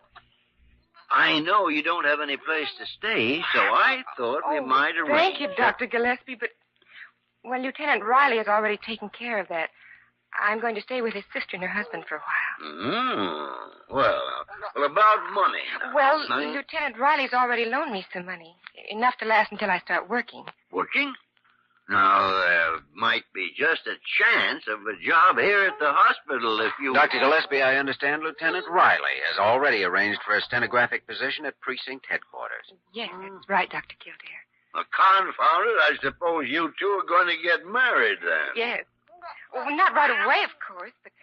Then may I buy you a silver tea service? Well, if you could make it something else. You see, Lieutenant Riley's grandmother left him a... Quite a great horn spoon. Well, I mean, I appreciate your thinking of these things, Dr. Gillespie, but I don't know. Oh, golly. I'm sorry, but do you mind awfully if I use your table here to... Go right ahead, Mrs. Mason. As a matter of fact, I'm overjoyed to find one thing that Lieutenant Riley hadn't thought of already.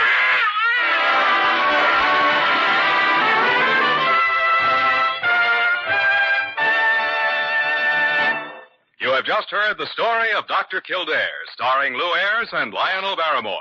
This program was written by Les Crutchfield and directed by William P. Russo. Original music was composed and conducted by Walter Schumann. Supporting cast included Virginia Gregg, Ed Max, Jack Webb, Lillian Baeff, and Jerry Hausner. Dick Joy speaking.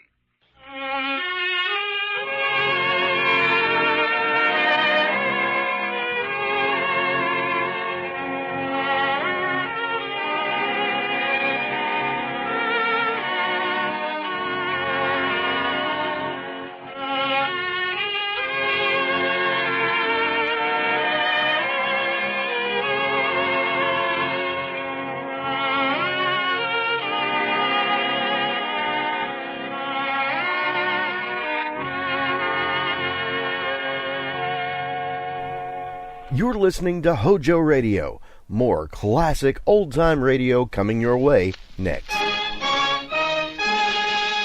Now now, the story of Dr. Kildare, starring Lou Ayres as Dr. Kildare and Lionel Barrymore as Dr. Gillespie.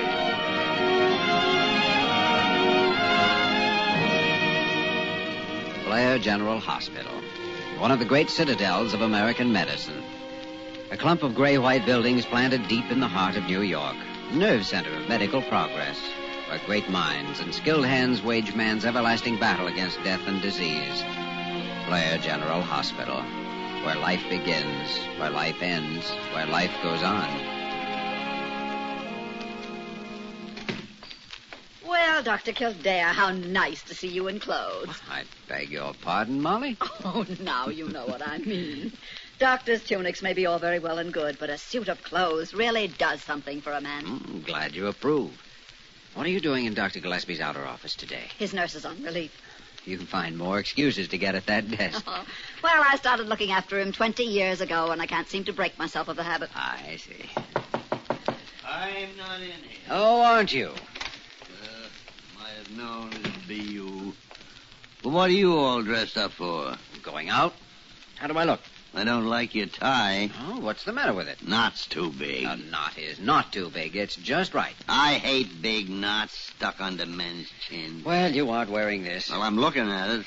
You won't be looking at it very long. I'm taking it right out of here. Where are you going? Got a date. With a girl? What else? Well, with you, it's hard to say. You could have a date with a test tube, somebody's sick cat, or a monkey in the zoo. All right. You don't have to elaborate any further. I have a date with a girl. Yeah. And a very pretty one. So if you don't mind, I'll be on my way. Who's taking care of things for you? Well, I haven't any emergency cases. One of the other doctors is standing in for me. Who's the girl? A gal from my hometown. Haven't seen her for several years. Think you'll know her when you do see her? I remember there used to be the prettiest little nurse in Hackensack. One day I went back there. But you... Yeah? Well, that's another story. Where are you meeting her? At the zoo in Central Park. Why the zoo? Just thought I might get lonely for you. Get out of here. Just what I was going to do, Dr. Gillespie. Good night.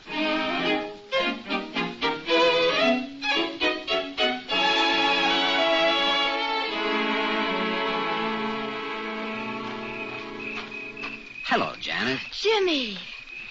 Oh, you look wonderful. Wow, so do you. Were you waiting long? No, I just got here. I've been renewing some old acquaintances. Oh? Same lion is here. I know it's the same one.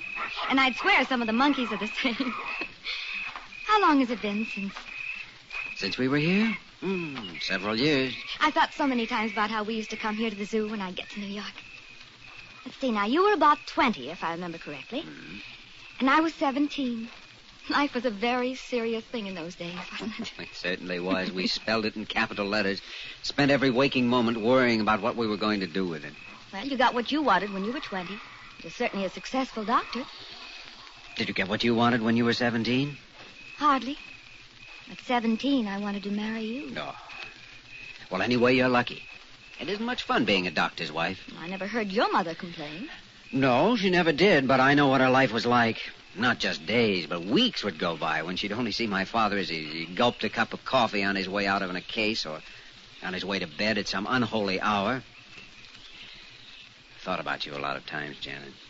I meant to write, but somehow there just never was enough time. Jimmy, do you think you'll ever find any time for real living? Don't you think there ought to be some sort of balance to life? Is medicine alone enough for you? Has been for Dr. Gillespie. Well, do you want to be like him? No, not really. Not in the sense you mean. I'd like to marry someday and have a home and children.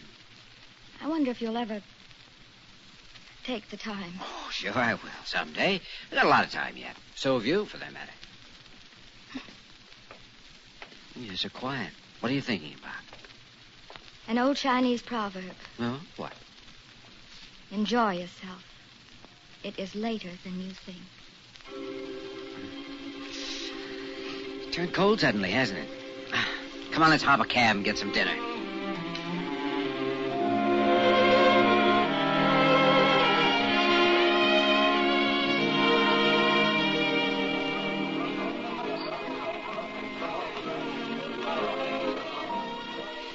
You were always the best dancer I ever knew, Janet. Oh, thank you. We used to dance a lot to this tune. Though there be pain and darkness too, I'll not complain. I'll see it through. The next line. Let's see. Oh, poverty may come to me. That's true. Now, wait a minute. You never could carry a tune. But I should get A for effort, or at least a D, isn't it? Oh, Jimmy, it's so good to see you again. You know how I feel tonight. I feel as though some way we've gone back and you're 17 again. I'm 20. Nothing is real except this moment. Oh, Jimmy, I wish nothing was. I wish nothing was. Well, shall we get back to our table and have our dessert? I'm still hungry. So am I. Well, I'll be darned. Isn't that someone sitting at our table? It certainly is. Looks like... No, it couldn't be. Hello, Jimmy. Hello, Dr. Kildare. Well, you're certainly the last two people I expected to find here. Do you think you're the only one that can have an evening out?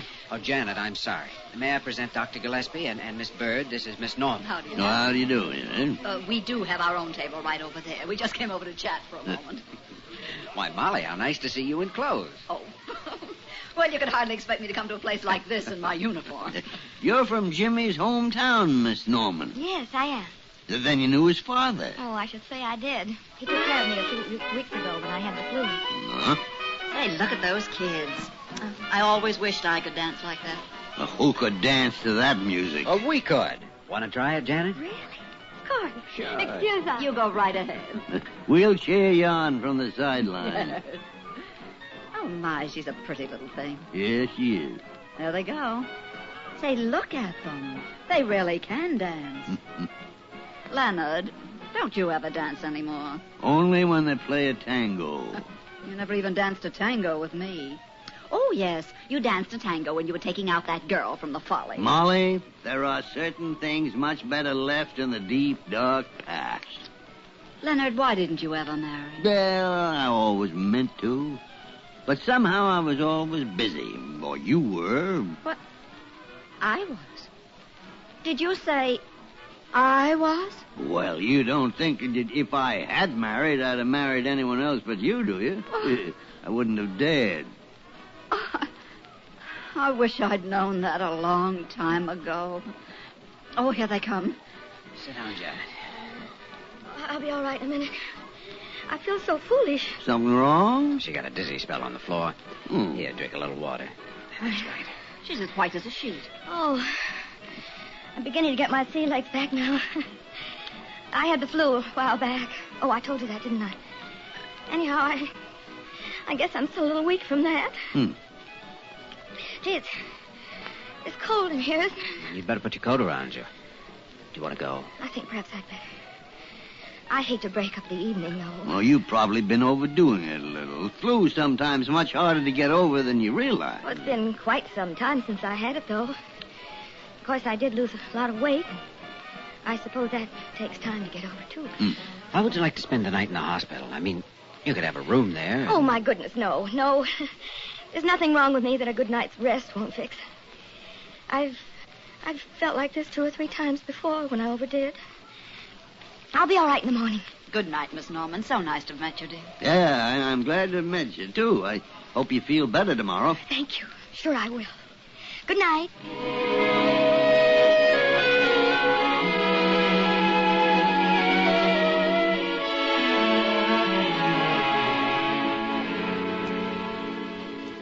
Now, you just take one of these silly little pills and go right to sleep, I will. Still wish you'd let me take you over to the hospital for an examination. No, I'll come over in the morning. You'll see, I won't even need one. Oh, all right, Miss Stubborn. Good night, Jimmy. Janet, Yes, Jimmy? tell me, did you ever outgrow that dream you had when you were 17? No, I never did, Jimmy. I don't think I ever will. Well, you know, maybe I've been selfish, concentrating on my own dream so exclusively. Maybe we should both concentrate on yours for a while and see if something can't be done about it. Oh, Jimmy.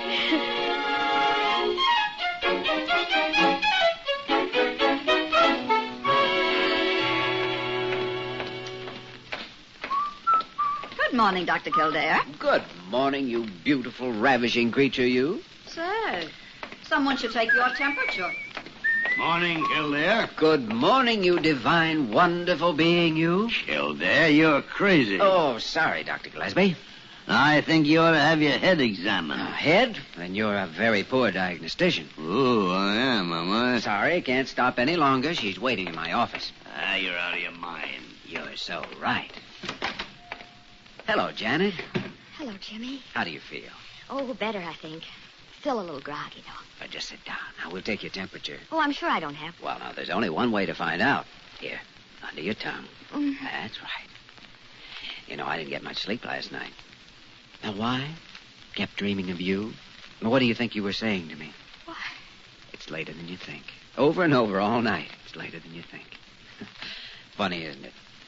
And then I'd wake up, I'd think of the strangest things. That blue formal you had for the senior prom. Do you remember it? Mm-hmm. And then the day I left for medical school, there was an early snowfall, and you had on a bright red cap. And when I kissed you goodbye, you were crying. I kept thinking of things like that all night. Things that happened years ago. Oh, Jimmy. Here, let me see the thermometer now. Oh, Jim. Come in. Oh, good morning, Miss Norman. Hello, Dr. Gillespie. Well, how is the patient, Kildare? Janet, afraid I'm going to have to order you to bed. Why? Well, your temperature's up a little. Oh. Well, there's nothing to worry about. Lots of things can cause the flu to flare up again. That's right. A few days in bed and you'll be as good as new. Oh, I certainly had no idea I was coming here to make a professional call, Jimmy. Janet, you know, you used to say you thought I'd make a fine doctor. Well, now you'll have a chance to see me in action. You'll have a chance to see if I'm as good as you thought I'd be. Jimmy, I put my life in your hands. Professionally. Or otherwise.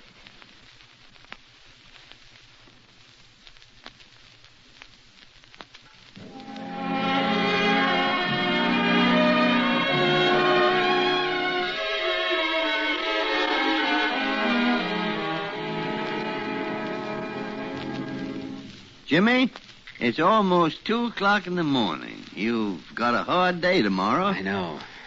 I was just standing here by the window thinking, or maybe I was praying, I don't know. These past 2 days since Janet entered the hospital, You won't help her any by losing your sleep. You examined her. Didn't you find anything different? Rapid pulse, heart murmur, temperature 103. Did you see the reports of the blood test? A high leukocytosis, 25,000 in the blood culture. The presence of short gram-negative rods, remnants of flu bacillus that have come detached from the growths on the valves of the heart and are carried by... The first time in my life I wish a report of yours didn't conform with a report of mine. I wish I were wrong. Jimmy, we've had cases of subacute endocarditis before. It isn't necessarily fatal. We know what to do. Complete rest, penicillin. Medical science has made great progress in this kind of case. Not many people realize what dangerous after effects the flu can have. Well, there are rare exceptions, Jimmy. Now, why does she have to be an exception? What is this girl to you, Jimmy? She might be a lot of things, Dr. Gillespie. She might be a lot of things.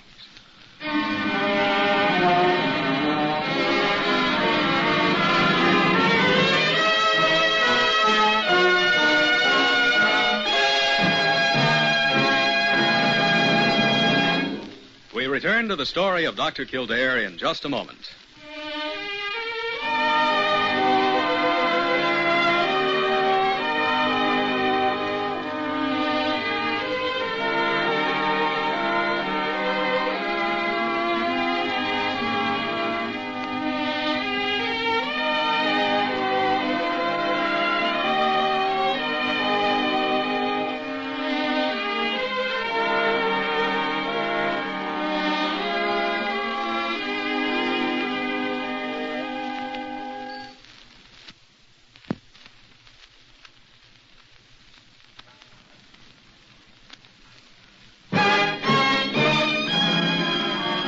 Continue with the story of Dr. Kildare, starring Lou Ayres as Dr. Kildare and Lionel Barrymore as Dr. Gillespie.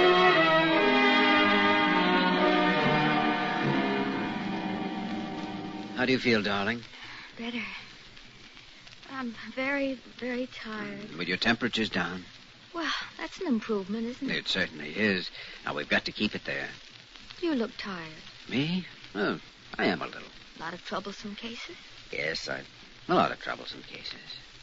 Janet, when you get over this, I'd like to have a long talk about everything.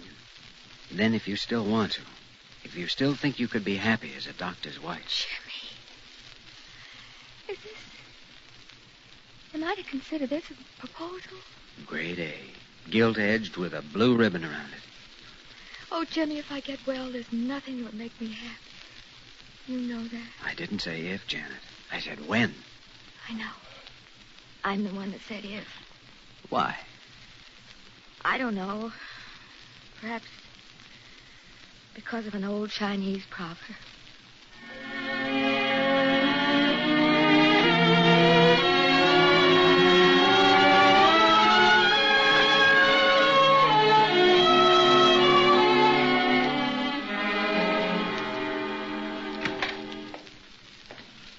Well, Dr. Gillespie?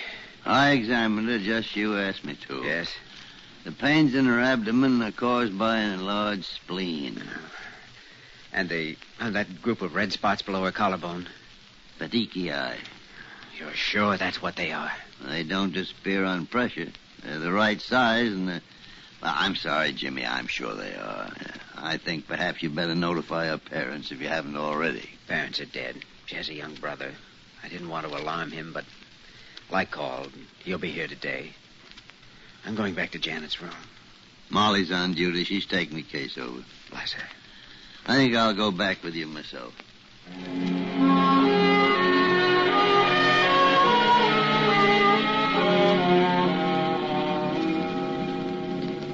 Temperature's high again. Heartbeat palpitating. Jimmy? Yes, darling. It was later, wasn't it? Oh. Later than we thought. No, now, don't say that. Don't even think I know, it. Jimmy, I know. But it's late. It's very late. I'm going to get the digitalis, Jimmy. Yes. Yes, I don't want to leave her. You stay right here. I'll get it. How is she? She's failing. Developed into a pancreatitis. I want the digitalis. I have it right here. Will it help? Well, I hope so. The muscle wall of the heart and the endocardium are both diseased, and the heart valves and muscles have become infected. If the digitalis doesn't work, she only's got a short time.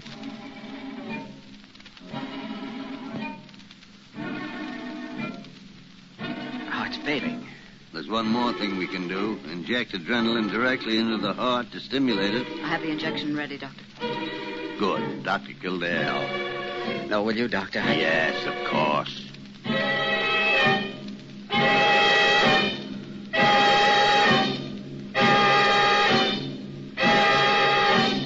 Janet? Janet?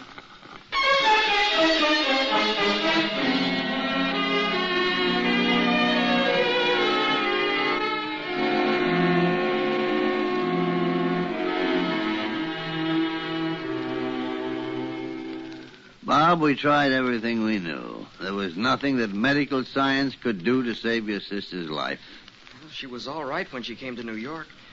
She didn't have any sign of heart trouble. How could it happen so fast? It was the results of the influenza. Well, then why wasn't that known before? Well, sometimes it takes quite a while for such symptoms to manifest themselves. By the time she collapsed, it was already too late. She was... Well, she was all I had. Yeah, I know, son. Do you know what I'm going to do? No. I'm going to study medicine. I'm going to specialize in heart disease, and well, maybe someday I can find a way to help someone with the same trouble. Son, I think that's a fine idea. And I'd like to do everything I can to help you. How about having dinner with me tonight, and we'll talk it over? Thanks, Dr. Gillespie. I'd like to. It's dark already. I didn't realize it was so late. This has been a very sad day for all of us. You wait here for me. Someone I got to talk to.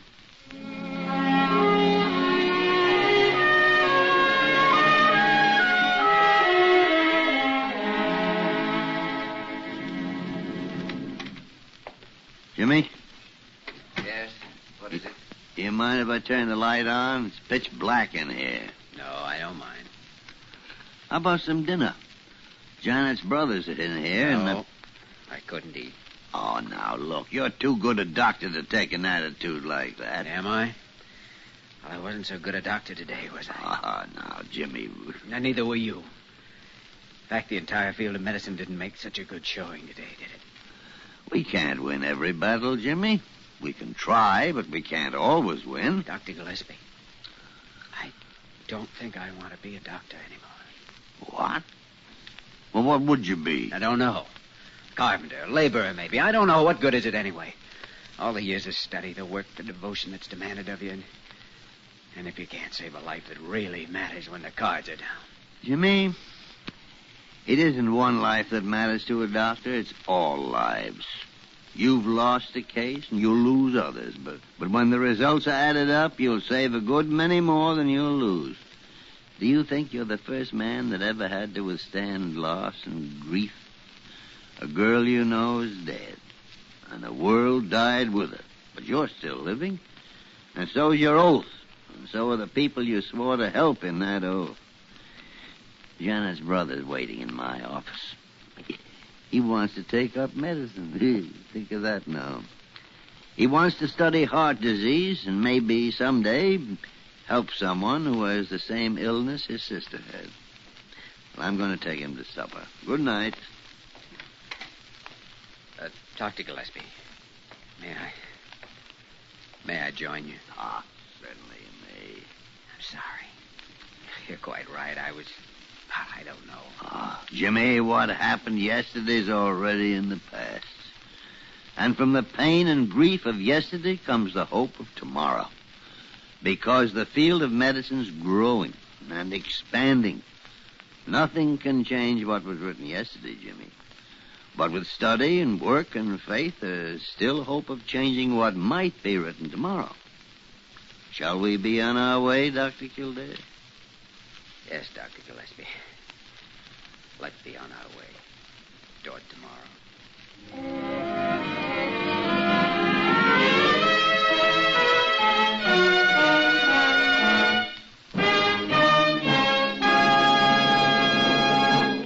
In just a moment, we will return to the story of Dr. Kildare.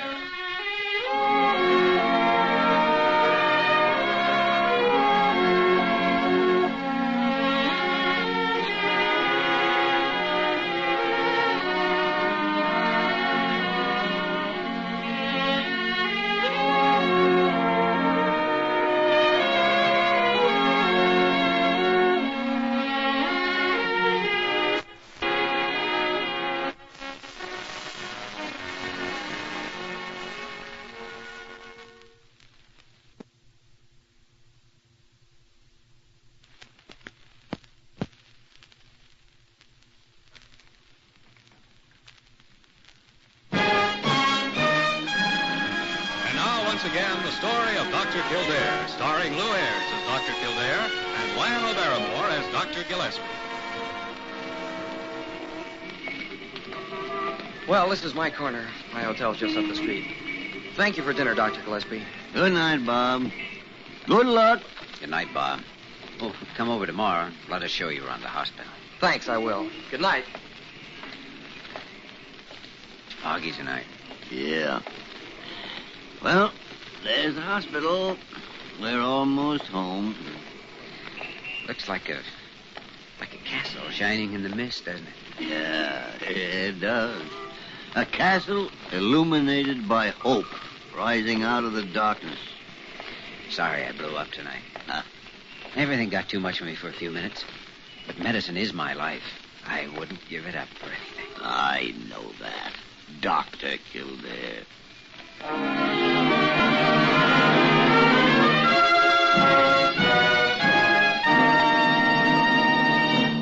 You have just heard the story of Dr. Kildare, starring Lou Ayres and Lionel Barrymore.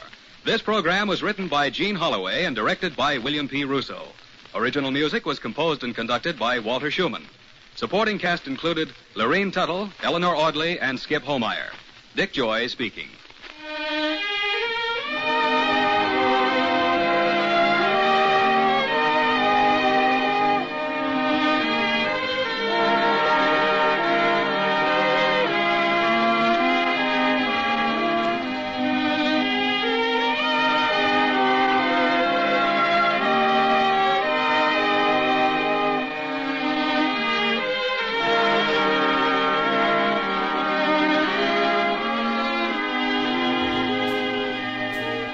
Our next broadcast is a radio mystery drama which ran from May 16th, 1942 until September 27th, 1955 on CBS Radio Network.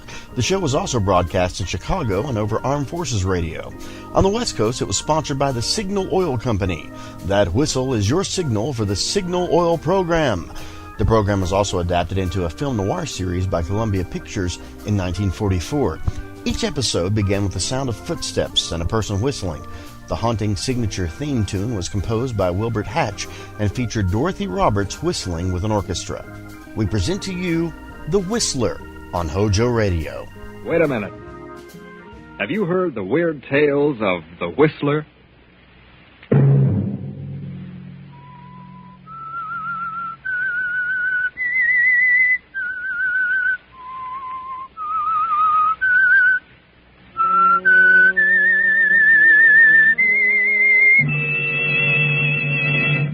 I'm the Whistler.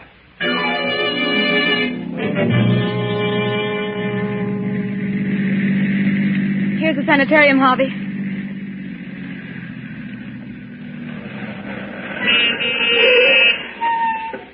Is he still unconscious? Yes. Here comes the attendant. We're all ready for him, Mrs. Jackson. Take his feet, Harold. Oh, had to tie him, eh? Yes, I had to give him a good one on the chin. You'll have to watch him. He may try to get away when he comes to. Don't worry, we've got a lot of tough cases here. Don't let him know who brought him here. And don't let him know I had anything to do with it. Leave everything to us. It's a 2-hour drive back to the city, Donna. Yes, sir. Well, I'll phone you tomorrow. Good. If anything happens, we'll call you. Thank you. Good night.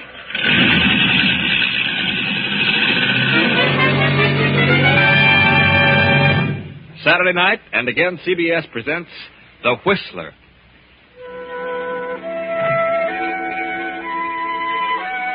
I, the Whistler, know many things, for I walk by night. I know many strange tales. I know many secrets hidden in the hearts of men and women who have stepped into the shadows. And so I tell you tonight the mysterious tale of Death Has a Thirst. The long black car with a handsome man at the wheel and the woman beside him returns to the highway and speeds on through the night. The man and woman sit staring ahead, lost in thought. The man is Harvey Davis. The woman, Mrs. Victor Jackson, wife of the unconscious man recently deposited at the sanitarium. I'm sorry I dragged you into this, Harvey. But I had to have some help, and I knew I could depend on you. It's all right, Donna. I only hope it'll do some good. Victor never drank a drop while we were in school. He didn't drink when we were first married. But after his father died and Victor took over the business, he started. It's a huge concern, and I guess he just couldn't take it. He's always had an inferiority complex. But the thing that hurts me most is that the drinking has completely changed him. Why, he's suspicious of every move I make. He accuses me of the most disgraceful things. Accuses me of lying to him about everything and of being in love with other men. Oh, countless things. Other men? What men? Any man I speak to. Even you, Harvey. Me? Well, after all, if he's going to be suspicious of any man, it would logically be me. Why? You've brought most of your troubles to me. He knows that. I'm as good a victim as any. He knows I'm terribly fond of you. Are you, Harvey? From the first day I met you, I said, here's a woman, a strong woman. Maybe she'll develop some backbone in my willy-nilly friend, Victor. That's very nicely put, Harvey. Let's hope the sanitarium does him some good. If it doesn't, I don't know what I'll do. Don't worry, Donna. Just remember, I'll do anything for you. Thank you, Harvey.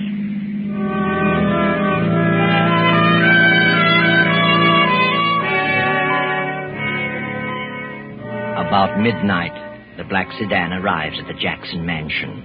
The butler greets Harvey and Donna at the door. Evening, Mrs. Jackson. Evening, Mr. Davis. Evening. Dr. Saunders is in the library, ma'am. He's waiting for you. Dr. Saunders at this hour? What on earth does he want? You'd better see him, Donna. Maybe he knows. Well, how could he? Come with me, Harvey. Of course. Oh, good evening, Dr. Saunders. Good evening, Donna. Evening, Harvey. Hello, Doctor. This is quite a surprise. I can imagine. Harvey and I, we've just been for a little drive. I felt I needed some air. Oh, that's so. Did you come to see Victor? Victor isn't here. Really? But I know where he is. You do? He's in a cheap dive of a rooming house downtown. What? But that's impossible. That's where he always goes. Well, you're wrong this time, Doctor. I took him by force to a sanitarium tonight. Harvey helped me. Maybe they can do something for him. You told the sanitarium that I was his physician, didn't you? Yes. Well, they called me an hour ago. He's escaped. What? Oh. They said he came to and broke away from them. I know where he usually goes, and I can find him. If you want me to find him. Well, what are you inferring, Doctor? Donna, I know what you've been through with Victor. I know what a trial it's been. I've tried and you've tried. We've all tried everything we could do to make him stop. Not many women would have put up with what you have. We've dragged him through before. We probably can do it again. I just thought, well, maybe you'd had enough. You do know where he is? Yes, I'm pretty sure I know. Well, then find him. I'm determined to cure him if I have to take him to a desert island. That's an idea. A long ocean trip might be the answer. Should have to hog time. I could do that, too. Very well, I'll have a talk with him. I'll phone you in the morning. Good night. Good night, Doctor. Oh, Harvey. No. You've done your best, Donna. Oh, but I feel so hopeless. I don't know what to do. Try the desert island. Why not? Harvey, it might work, mightn't it? You can help. Your yacht. Dr. Saunders may be right. Oh, at least it's worth a try. I wonder. Please, Harvey, it may be the answer. I can't get away just now, but if you're determined, you're welcome to the yacht. Oh, please, I'd feel better if you came along. All right, Donna. I'll go. I'll arrange it. But he won't want to come. We'll take him aboard by force. Shanghai? Well, all right. Just let me know when you find him, and I'll arrange everything.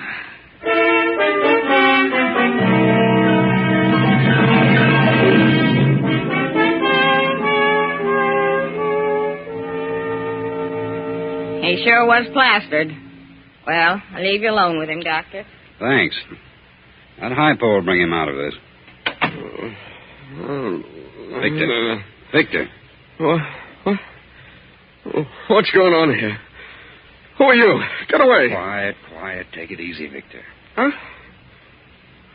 Who are you? Doc Saunders. Doc? Oh, what you want? I want to talk to you, Victor. It's very important. Important? Come on, Victor. Snap out of it. Hey, what's the idea? What you slapped me for? To wake you up. I've got to talk to you. Oh, hello, Doc. What are you after? Is your head clear? I guess so. Well, then listen to me. You know where you are? Yeah, my old haunt. You know how you got here? Well, let me see. I can't seem to remember. Well, I'll tell you where you're going if you don't pull yourself together. Where? To the insane asylum. Did you say asylum? I did. I haven't told you this, but your great-grandfather died insane. What?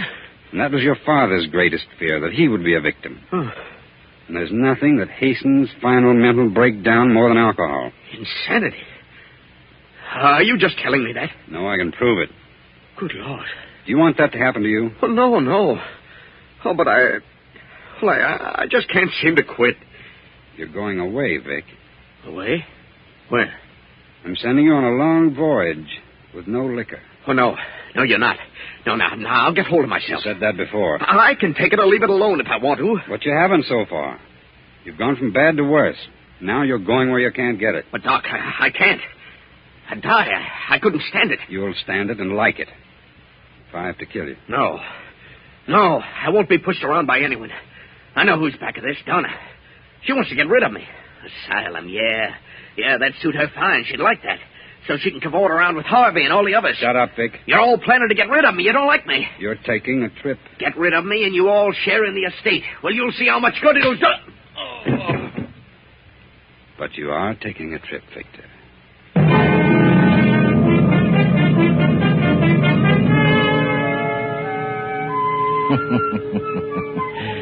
And now, here you are, Victor. Several hundred miles at sea.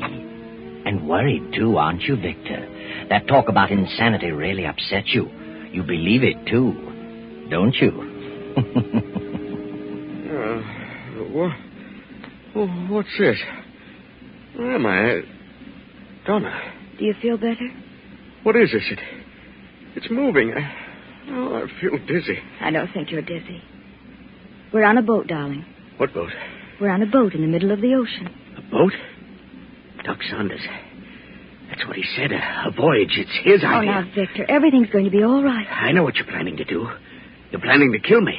You want to get rid of me. Want me to die. You won't die. Whose boat is this? Harvey's yacht. Harvey. Now I know it's a plot. Now I know what it's all about. You and Harvey, that's it. Oh, don't be ridiculous, Victor. Harvey consented to let me have the yacht. Is he on board? Yes. Of course. You and Harvey and me a prisoner. What a perfect setup. You don't mean that, Victor. I've been suspicious of you two all along. Who else is on board? Nobody but the captain and the crew of 4. And Harvey and the doctor. Where are you taking me? We're just cruising. Just cruising. Till you find the right spot. Right spot for what? To dump me overboard. No one will ever know, will they? And you'll say I jumped over. I was washed over the side. Oh, Victor, what has happened to you? You're like a stranger to me. I just don't know you. It doesn't seem possible that you're the man I marry. My darling, what's happened to you? Don't you know? If I only did. Why, I'm crazy. Insane. Surely you knew that.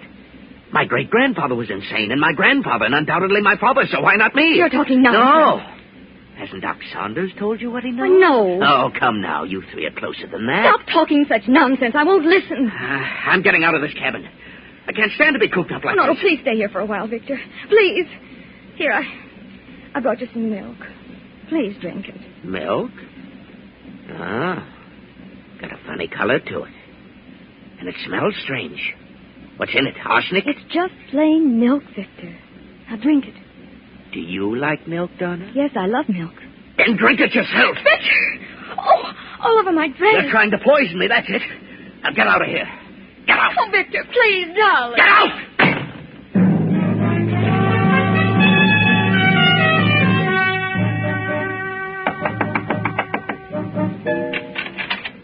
Oh. What do you want, Doc? How do you feel, Victor? They're trying to kill me. They plan to kill me. Who? Donna and Harvey. She just brought me some milk, and it had poison in it. I could tell by the color. I think you're imagining things, Victor. No, I'm not. They want me out of the way. I can tell. What made you think the milk was poisoned? It was a purplish color. Here's the glass. Smell it. Maybe I'm not so crazy after all. I didn't say you were crazy. I only want you to stop drinking. Drink may bring it on. Doc, where would they get poison? Oh, come now, forget it. Do you know where they get poison, Doc? I'll see you later, Victor. Maybe.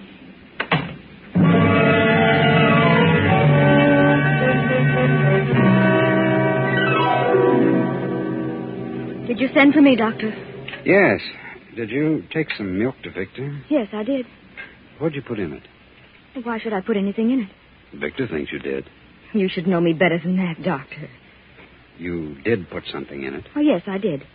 Some of that red liquid to make him quiet. Oh, yes, of course, that's what it was. And he threw it all over me. Oh, I'm thoroughly disgusted, Doctor. I can't go on with him this way. He isn't drinking, but there's something wrong. I decided to give it up as a bad job. I'm going to get a divorce. Divorce? I'm afraid it's too late for that, Donna. Too late? Why, what do you mean? Well, there's something I haven't told you. I've been hoping it wouldn't be necessary. But after today, I've given up all hope. Why can't I get a divorce? You can't get a divorce from an insane person. Insane? Good heavens. There's been a secret in Victor's family for several generations. Not even Victor knew it. It touched his father ever so lightly, but Victor has all the symptoms. And the liquor has hastened the crack up.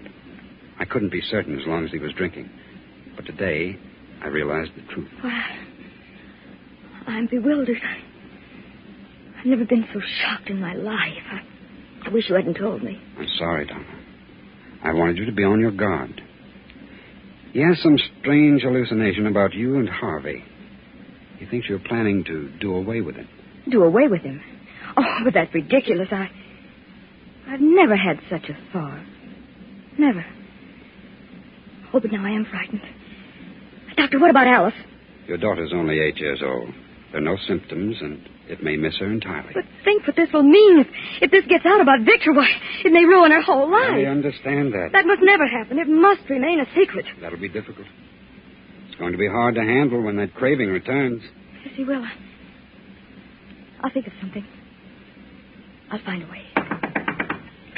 Doctor, come quickly. It's Harvey Davis. What's wrong, Captain? Found him in his bunk with a cord around his neck. Good heavens. Quiet, Donna. Come along.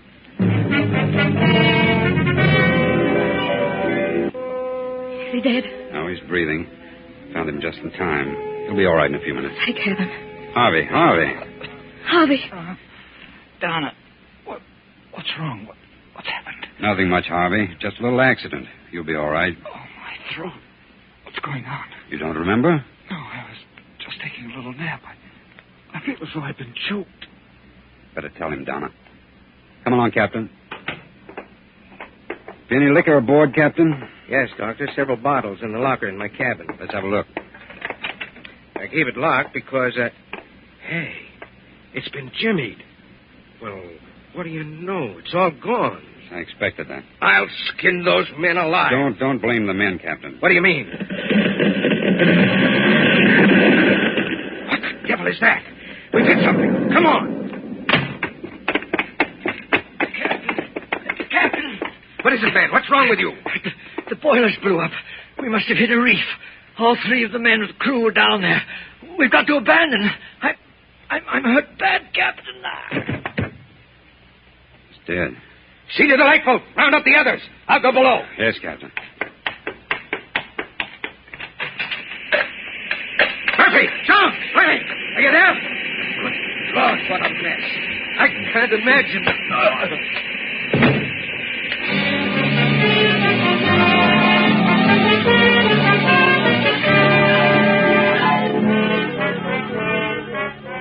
Two days pass. The sun beats down relentlessly on the 5 survivors in the open boat. The doctor watches anxiously over the still unconscious captain. And Donna and Harvey keep a constant eye on Victor, who sits alone in the end of the boat staring at the horizon.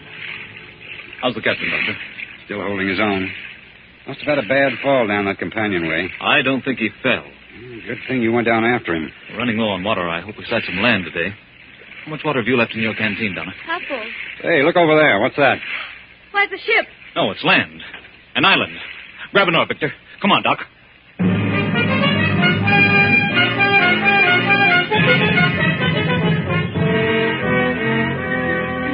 Well, I've looked all around.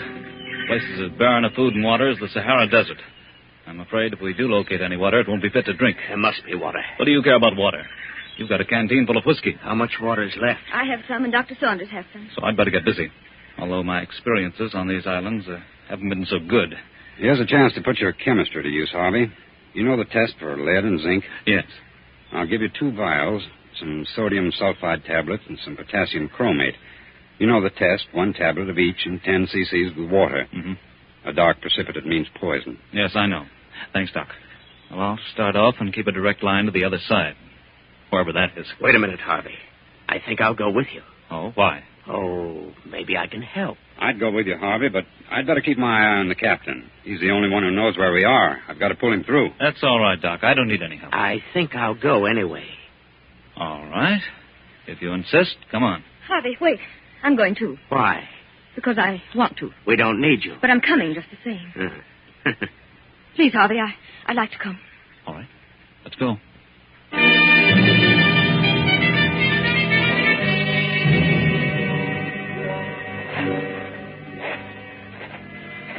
It's certainly hot. How do you feel, Donna? All right. How far have we come? Oh, 10 miles, I should say. This is a pretty big island at that. And nothing but desert. Are you sure those last 2 water holes were poisoned? Certainly. Look good to me. I'm getting mighty thirsty. Better quit drinking that whiskey. It'll only make you thirstier. Harvey, can I have a little water? I'm sorry, Donna, but you'll have to suffer it as long as you can. Please wait. You suppose we'll ever get out of here? I don't know. Oh, it's all my fault.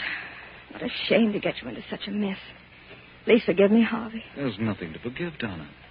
I'd do it again 100 times over. For you. Would you, Harvey? Yes. Poor Victor, what a sad thing. No one must ever know, Harvey. Promise me if we get out of this. Promise me you'll never let anyone know. No one will ever learn from me. I got him. I got him. What on earth? Harvey, he's got a gun. Where'd you get it? Come on. I got him. Look, a lizard. A big one. I knew we'd find something. Put that down. You can't eat that. There must be water around here. There must be. Where'd you get that gun? Out of the captain's locker. Better take it easy with those shells. We may need them. Yeah. Maybe I will. Have a drink? No. All right. I'd sure like some water. How about it? There's just enough for one of us to get back. And if only one goes back, it'll be Donna. Donna? How chivalrous. Who's got the water? I have. Come on. Let's keep moving. There's water around here. There must be. And I'm going to find it. Donna, if we don't find water, he's going to start pleading for what you have. No matter how much he raves or pleads, don't give it to him. Even if he threatens us with a gun. Tell him you drank it all. I want you to have the best break out of this. Thanks, Harvey. I appreciate that. I found it. Water. I found water. Hurry, Donna. Hurry.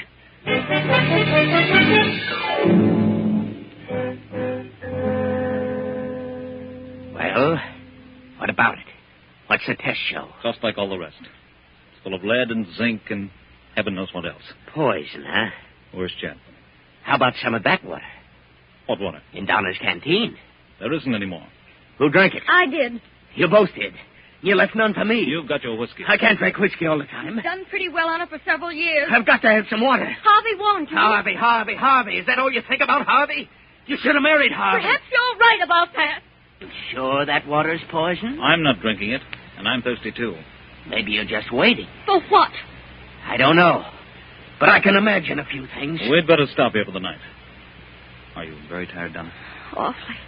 Better try and get some sleep. Where are you going, Victor? Just going to look around. May find something. I'm hungry. I'm going to build a fire with this brush. Don't get too far away. I'll be around. Don't worry. Keep a close watch on your canteen, Donna. I have an idea what he's up to. I'll try not to sleep, but I'm dead tired. I'll do my best, Harvey. If he goes to sleep, I'll try to get that gun away from him. Mm-hmm. Good night, Donna. Good night, Harvey.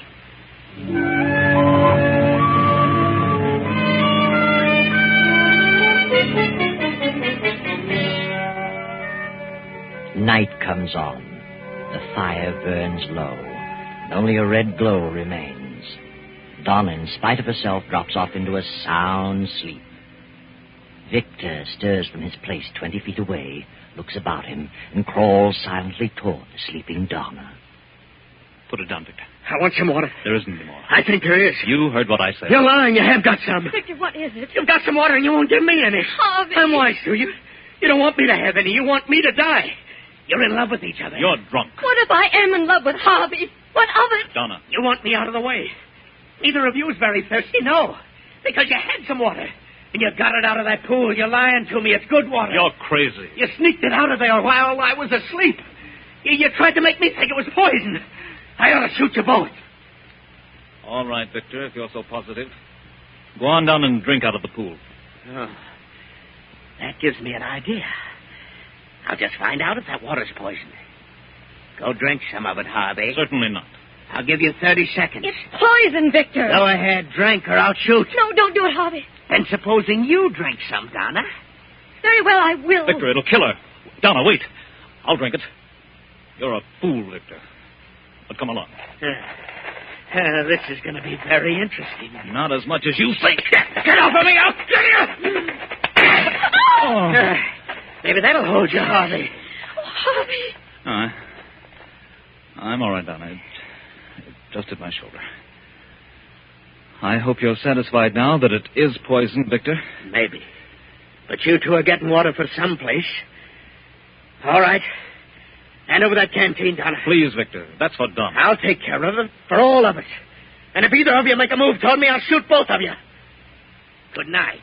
And sleep tight, both of you.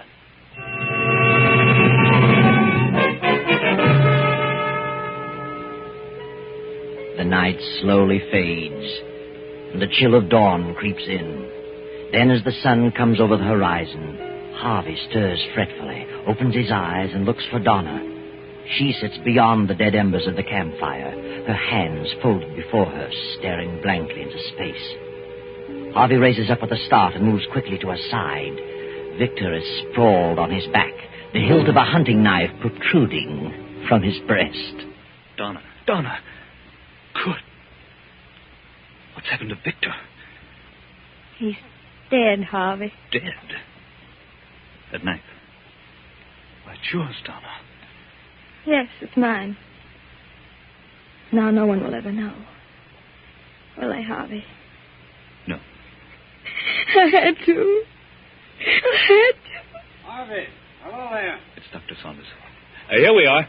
Oh, thank heavens we found you. Sighted a ship, built a signal fire. They're waiting for us. Well, what's this? Well, Victor must have gone crazy in the night and stabbed himself. Now, let me see. He's dead, Harvey. How'd this happen? I told you he must have stabbed himself. No, he didn't. I stabbed him. It's my knife. I got to thinking and I did it. I crept over and I stabbed him. I see. When did you do this, Donna? It was not more than an hour ago. I couldn't help it, Doctor. I couldn't help it. Please, Donna, please. There's nothing to fear. I didn't want anybody to know. Because of Alice. They won't know, Donna. You didn't kill him. What? He's been dead for at least 3 hours. Well, what do you mean? Look at his eyes. Look at his lips and his tongue. The swelling of his stomach. Did you test the pool, Harvey? Yes. Every pool we've come to has been heavy in mineral content. I warned him, but he thought we were lying to him. Last night he pulled a gun and took down his canteen. There wasn't much in it, but it was all we had. He's been drinking whiskey, so a little water wouldn't satisfy him. So he drank from the pool. Poor Victor. I guess it's just as well. Don't worry, Donna. No one will ever know. Will they, Doctor? There's nothing to tell. Except Victor Jackson poisoned himself in a fit of extreme thirst. No, Donna. No one will ever know. You did your best. You tried hard to make things work out. But somehow fate seemed to take things right out of your hands. But you know better, don't you, Harvey? You know what happened. Tell us, Harvey. Tell us. After Victor took the canteen from Donna and drank the few swallows in it, he fell off to sleep. Then I took the canteen and filled it from the poison pool. I knew he'd wake up with a greater thirst, and he did. But I'm not sorry. He's better off. And I found I do love Donna. And I'll take care of her for the rest of her days. There you are. From drama to tragedy. From tragedy to a beautiful love story wherein they will live happily ever after. I know.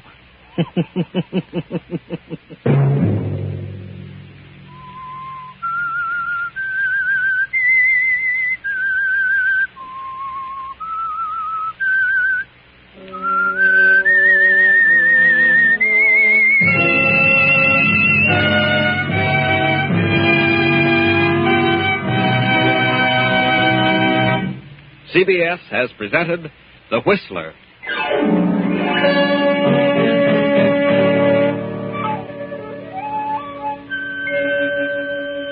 Original music for this production was composed and conducted by Wilbur Hatch. The Whistler stories are written and directed by J. Donald Wilson and originate from Columbia Square in Hollywood. Next week, same time, I, the Whistler, return to tell you the incredible tale of the Secret Seven. Good night. This is the Columbia Broadcasting System.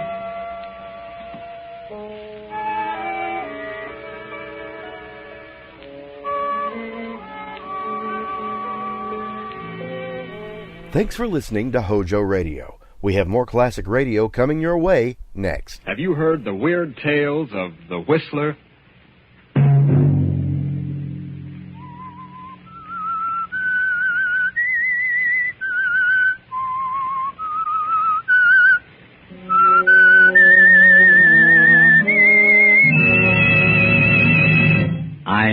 am the Whistler.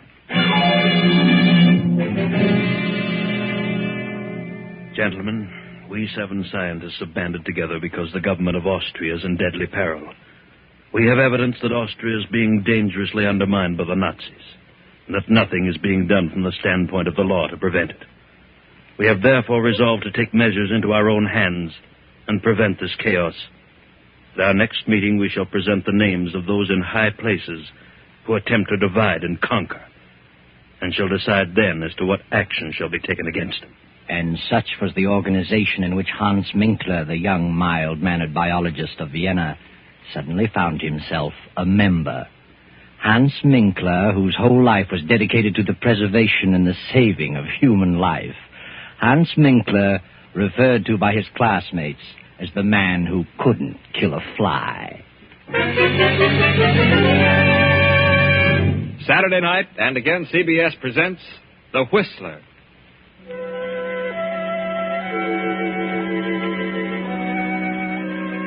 I, the Whistler, know many things, for I walk by night. I know many strange tales, many secrets hidden in the hearts of men and women who have stepped into the shadows. And so I tell you tonight the incredible tale of The Letter.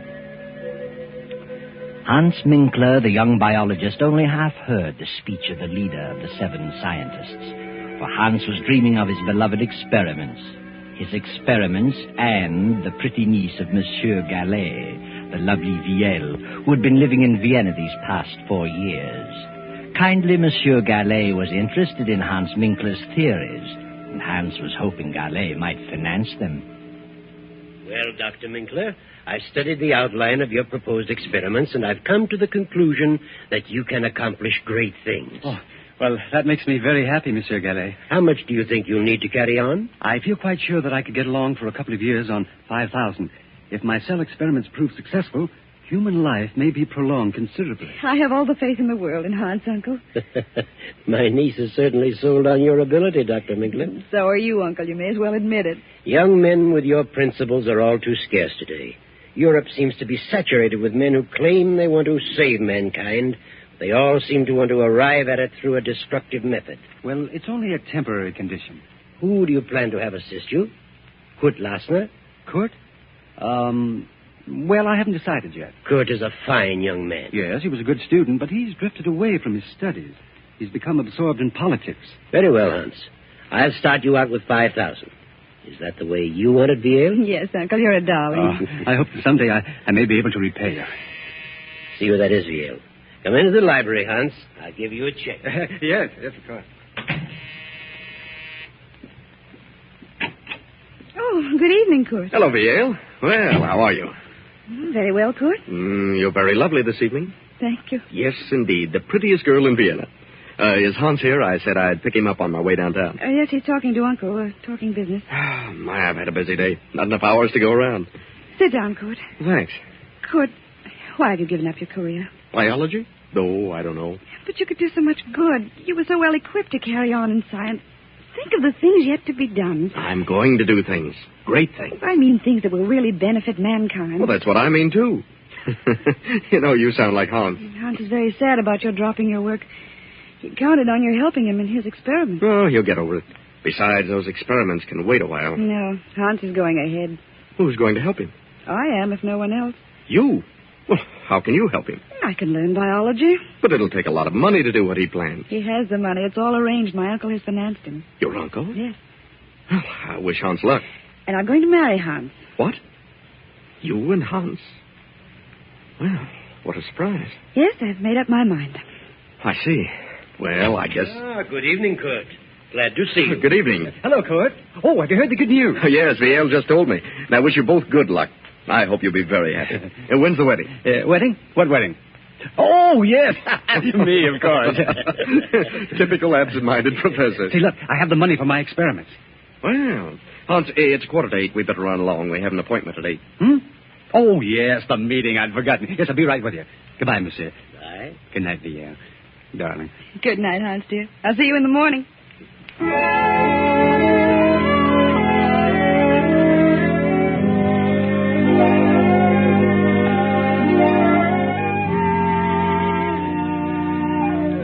So Hans Minkler reluctantly attends his second meeting, and with Kurt Lassner joins the 5 scientists in the darkened room. The single low lamp on the table casts their shadows on the wall. The leader is speaking again. Gentlemen, we have learned who these 5th columnists are. So it is our duty as loyal citizens to take action against these men. We have learned who the leader is, and naturally he must be the first one to go. In this envelope I have his name. We will now draw lots to select the one among us to carry out instructions which will be read later. Are you ready with the straws, Kurt Lassner? Ready, sir. This is an old and simple method, but since there are only 7 of us, it will suffice. Proceed, Kurt. Yes. 1, 2, 3, 4, 5, 6, 7. All of us have drawn, sir. Good. Here is the envelope containing the name of our victim. Who has the short straw? Well, I guess I have. Hans Minkler. Here's the envelope. But before you open it, we must tell you what the committee has decided to do about this man. He is to die. Die? And that task has fallen to you. You mean this man is to be murdered? Exactly. What? You don't know me, gentlemen. I'm a saver of life. I wouldn't consider such a thing for a moment. Herr Minkler, you are a member of this group. You know our secrets.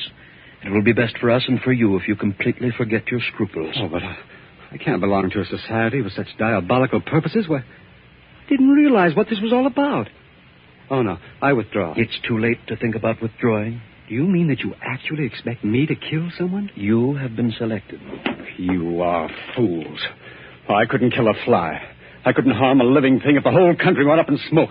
This is the most ridiculous thing I've ever heard of. You're not scientists. You're a band of madmen. Fiends. Sit down, Hans Minkler. We're not a band of madmen, and we are not fiends. We are loyal patriots of Austria who are determined to save our country. Any one of us might have drawn that straw. Well, I don't want to be a party to such a plan. I'll not commit murder. Unfortunately, you know too much about us now to pull out. And suppose I refuse? Then you will accomplish nothing. Not only will we eradicate our selected victim, but we'll see to it that you are eradicated with him. Who is this victim? Open the envelope. Very well. What? Why, you are insane. The whole lot of you. Monsieur Gallet is the soul of honor. Monsieur Gallet is one of the most honest men I've ever met. Monsieur Gallet is the leader of the Nazi party. I don't believe it. Why, I'm to marry his niece. Did you say Monsieur Gallet? Yes, you know that's ridiculous, Court. He'd never do such a thing. Gallet is the leader. We have proof. He also has a very lovely niece. And I'm sure you'd want nothing to happen to her. Would you, Herr Minkler? No. No, I wouldn't. But you must give me time. Time to think. There is nothing to think about. It has been decided. Gallet must be exterminated within 12 hours. Very well. And there's nothing else for me to do. Good night, gentlemen. Good night, Herr Minkler. And remember, if you don't accomplish this task within 12 hours, we will be forced to take care of you. And if we can't find you, we will find the girl. Yes, I understand. Good night.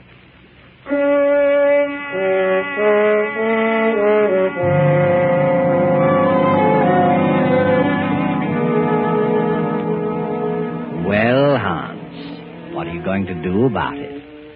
You've sat in your apartment for 2 hours now. Which shall it be? 3 lives are at stake. The uncle's and yours and VL's.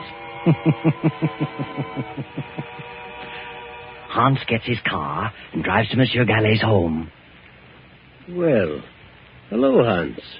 What on earth are you doing here? I didn't expect you back this evening. Where is VL? Why, she went to some friends. She probably won't be back till after midnight.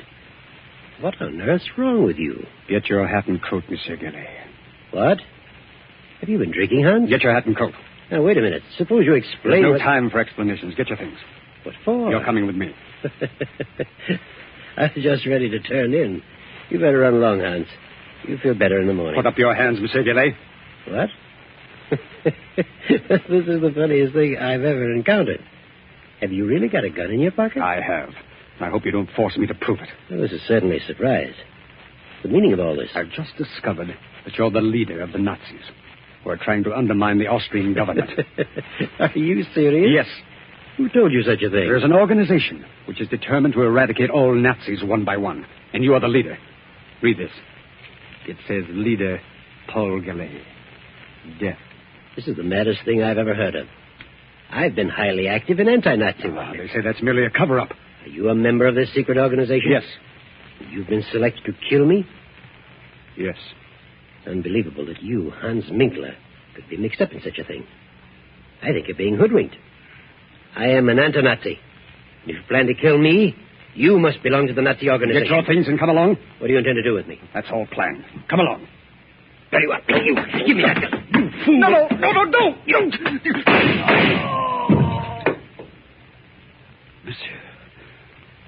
Monsieur. Good Lord.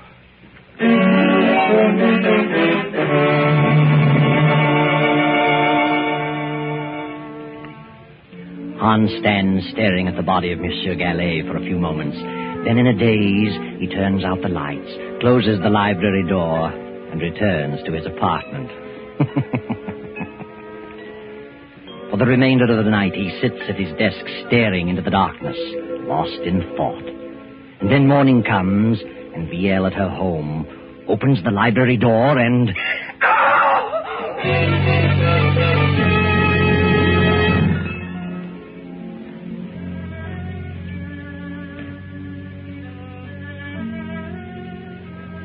Well, he's been dead about 8 hours, Fräulein. Who on earth would do such a thing?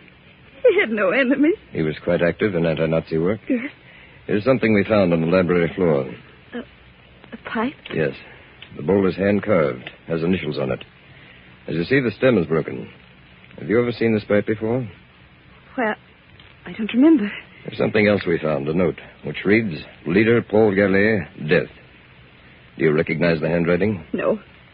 Do you know anyone whose initials are H.M., the initials carved on the pipe bowl? Yes, the pipe belongs to my fiancé, Hans Minkler. Your fiancé. What time did you return home last night? I attended a party and got here about 1 o'clock. I supposed Uncle was in bed. I didn't look in the library. I went straight to my room. What is Hans Minkler's address? I'm sure Hans had nothing to do with this. Are you? He lives at 13 Cronhead Street. I'll run over there. Please don't touch anything in the library. I won't. Good morning.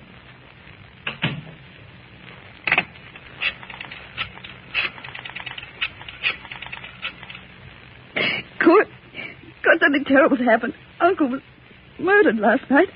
The police had just left. They found Hans's pipe on the library floor. It was broken. They'd gone to his apartment. Please come over right away.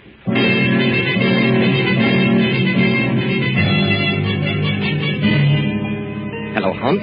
This is Kurt. The police found your pipe in Gallet's library. They're on their way to your place. You've got to get out of the country immediately. Don't wait a moment.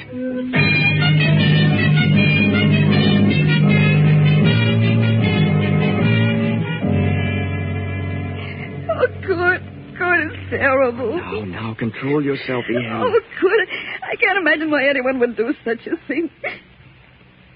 Kurt, do you know where Hans is? Well, I suppose he's at his apartment. Hasn't he called you this morning? He usually does, but he hasn't. They found Hans's broken pipe near Uncle's body. Kurt, I must warn Hans. I must let him know what's happened. His pipe, huh? Yeah, that's bad. By all means, phone him at once. Oh, you call him. Of course. It's Kronigstad 4347. Right.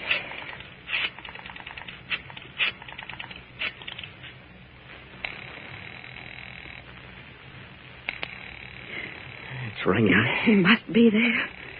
Oh, he would have answered by now. Where could he be? I haven't the slightest idea. But he always called me before this. Kurt, it isn't possible. It can't be. Now, just try to control yourself, Yale. Oh, see who it is, Kurt. Special delivery. Sign here, please. Well, thank you. Who's it for? For you. Kurt. It's from Hans. Good heavens, read it. Leaving Vienna on important business. Contact me at 16 Rue de Roche, Paris, under name of Pierre Cabot, H.M. Well, I don't understand it. What does he mean? What important business? Why should he disappear like this? I have no idea, but it does look strange. Your uncle is murdered and Hans disappears. Oh, but what motive could he have had? But they found his pipe near Uncle's body. You know Hans had nothing to do with it. I'll admit he's always been rather peculiar, never seemed to let loose, always seemed to be on his guard, but I can think of no reason for this. What could this important business be? He never told me of it. And why on earth should he go to Paris under an assumed name? Well, that is strange. Kurt, that officer said something. What? Well, you know that Uncle was active in anti-Nazi work. Do you suppose it could be a Nazi? Oh, why not? But who? Who do we know that's a Nazi? I certainly Wait don't. a minute. You just said that you felt Hans was always on his guard. Do you mean you felt he was concealing something? Well, there have been times when I've felt that, but on the whole, I've thought of him as a slow-thinking, absent-minded professor. But it does seem strange that the moment Uncle gave him the check, that this should happen and he should disappear. Well, maybe he went to visit our old pal, Jean Renault. You remember Jean? He was one of our classmates. But I have a strange feeling that Hans wouldn't go away like this, without telling me beforehand, unless something were wrong. Do you suppose that Hans has been deceiving us all along? What makes you ask that? Well, it suddenly occurred to me that he spoke French without the trace of an accent. And I remember Jean Renault said once that he spoke English without an accent. So what? Well, if he did, where did he learn to do that? Certainly not by living in Vienna all his life. Oh, I see what you mean. Why didn't he tell me beforehand that he was leaving? But he wrote you this letter. Yes, but it wasn't written by the Hans I know. Oh, I think you'd better forget about it. Good. I didn't tell you this. The police found a note on the floor. It said, Leader Paul Gallet, death. It must have meant that Uncle was an anti-Nazi leader and he was sentenced to die. And if this ties in with Hans' disappearance, then Hans must have been connected with the Nazis. Oh, darling, you're getting yourself all worked up. You don't think Hans was a Nazi? Well, I'll admit the way you've got it all worked out, it sounds plausible, but if he was a Nazi and he's left the country, what can we do about it? He won't come back. But why should he go to Paris? Well, Jean Renault was a good friend of ours. I'm sure Jean knows nothing about Hans being a Nazi. Jean would never suspect him. Maybe Paris is his next assignment. Nazis are just as busy in France as they are here. Let's see that letter from Hans. He says here, contact me, 16 Rue de Roche, Paris. That's Renault's address, 16 Rue de Roche. Oh, good. I just can't believe it. How could I have been such a fool? I'll see who it is, darling. I'm Captain Gruber from police headquarters. Oh, come in, Captain. Sorry to trouble you again, Fräulein, but we went to Herr Minkler's apartment. He wasn't there. He wasn't. His car has not been in the garage all night. That's strange. We found this writing on the notepad on his desk. Is it his handwriting? Yes. He's written the same two words over and over again. Gallet and Villiers. As though he tried to make up his mind about something. But what's become of his car? The car's been found. Where? In a public garage. From all indications, Minkler's left the country. Probably for France. Oh, why France? We've discovered that Hans Minkler is a French citizen. A French citizen? What? Well, he always led us to believe that he was a native Austrian. Now, we'll want to check things over a little further. We'll be back this afternoon. Please don't disturb anything. No, we won't. By the way, what is your name, sir? Oh, my name is Kurt Lasner. Good day. Kurt, what did you see? What were you looking at just then? Well, what do you mean? What startled you on Uncle's desk? Well, nothing at all. Here, let me see. Good heavens, I see it. Here on the desk blotter, Uncle's handwriting, it says, Find Hans Minkler. And it was Hans. It was. Uncle was trying to tell us who did it. Maybe. Oh, to think that he could be so low as to take Uncle's money and then kill him. Oh, please, Vielle. I just can't believe it. I won't believe it. I mustn't. Well, I'm sorry to say that all the evidence is certainly against him. Oh, come, Vielle. Try to get this off your mind. Try to get some rest. The police will take care of everything. Oh, yes, good. I guess you're right. If Hans did do it, he'll pay. He's the one who'll do the suffering. Believe me.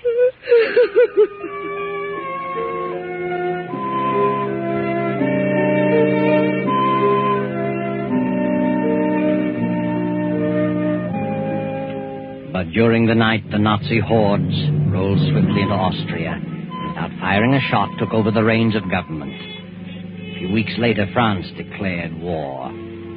Then one night, Hans Minkler makes his way through the maze of Paris traffic and knocks at the door of number 16 Rue de Roche. Oh, yes? Oh, good evening. Good evening. Is Jean Renault in? Who shall I say is calling? By, Pierre Cabot. Won't you come in, Monsieur Cabot? Major Renault has just stepped out. He'll be back shortly. Was he expecting you? No. Did you say Major Renault? Yes. Since war has been declared, he's gone on the active service list. Oh, I see. I've been phoning for a week, but no one answered.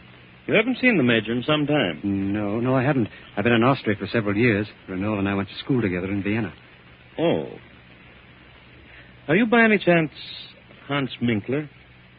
How did you know that? Why are you traveling incognito? Well, where is Renault? I regret to inform you that Renault has been in Africa for some time. He's due back in a few weeks, however. Did you know Monsieur Gallet in Vienna? Yes. Who are you? I'm Monsieur Deveau of the French Sûreté. Oh, police. Yes. Did you ever accept any money from Monsieur Gallet? Why are you asking me these questions? You never accepted money from Gallet? No.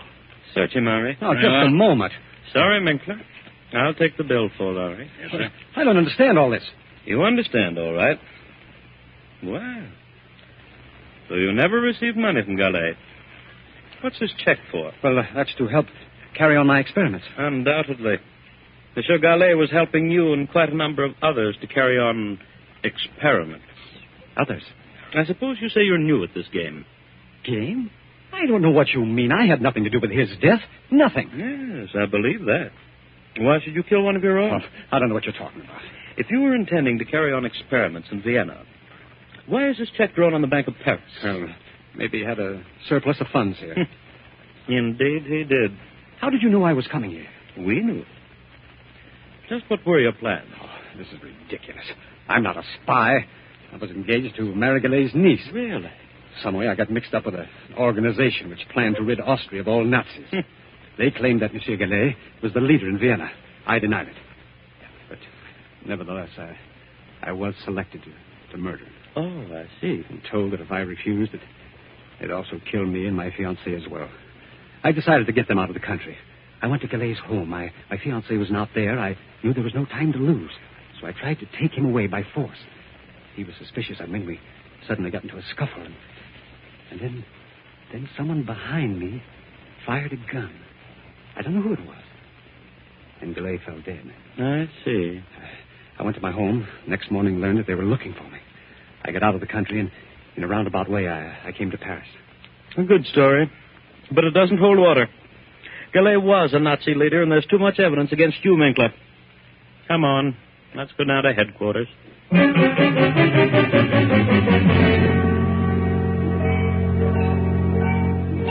2 weeks later, Jean Renault returns to Paris. Then, 6 weeks after Austria surrenders, Kurt and Viel escape from the Nazis and make their way to Paris. Jean Renault meets Kurt on the street and asks him to bring Viel to visit him at 16 Rue de Roche. Come in, Kurt. Well, Viel. It's been a long time. How are you? Excellent, thank you. So you two are married. Well, my congratulations. Though I didn't expect it to work out quite this way. No? Why not? Well, I always had an idea that you might marry Hans Minkler. Well, one never knows. No, Kurt. One never does. By the way, have you seen Hans? He's in Paris, been here for several weeks. Has he? Yes. Don't tell me you haven't seen him. Well, he told us he was coming to visit you. Oh, yes. He's in Paris. I wasn't here when he arrived. He left several notes. I found them when I returned. But do you know where he is now? Yes. Would you like to see him? Yes, I would. Hans is dead. Dead? What? Dead? Yes. He was executed as a Nazi spy. A Nazi spy? Yes. I got here too late to help him. They had conclusive evidence against him. Why, that's ridiculous. Hans is dead, nevertheless. But what happened? Well, it seems Hans got into some trouble in Vienna and came to Paris to see me.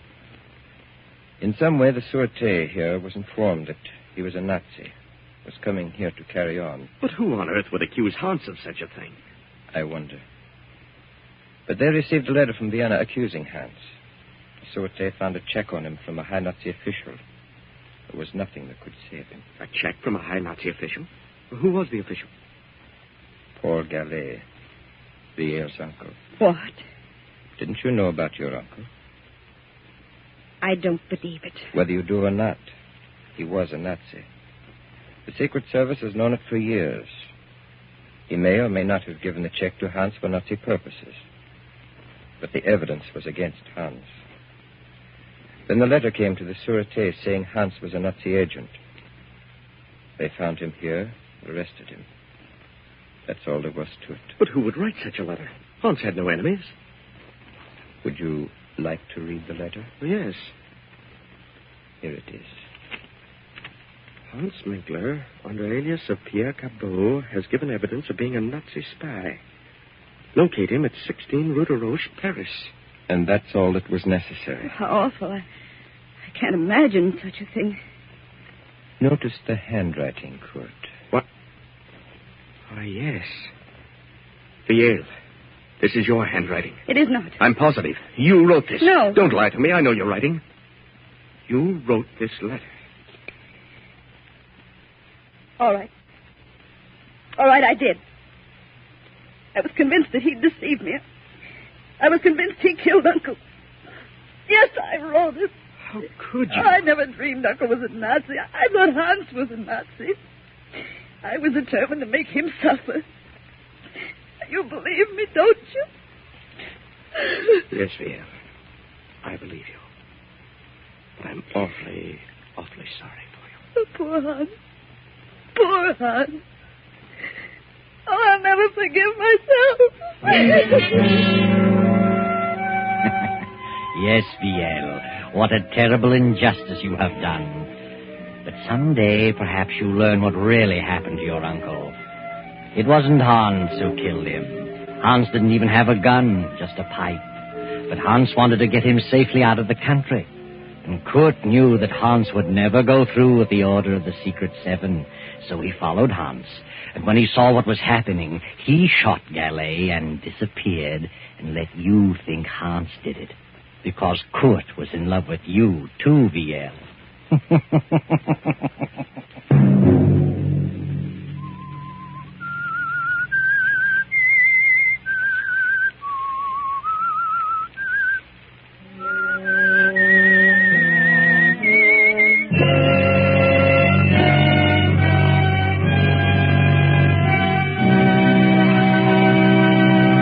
CBS has presented The Whistler.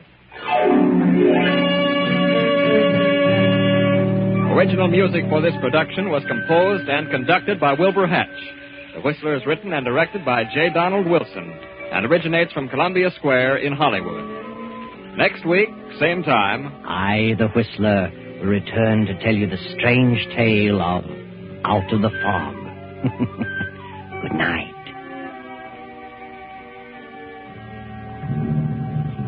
This is the Columbia Broadcasting System. Thank you for listening to Hojo Radio. We'll be back again very soon.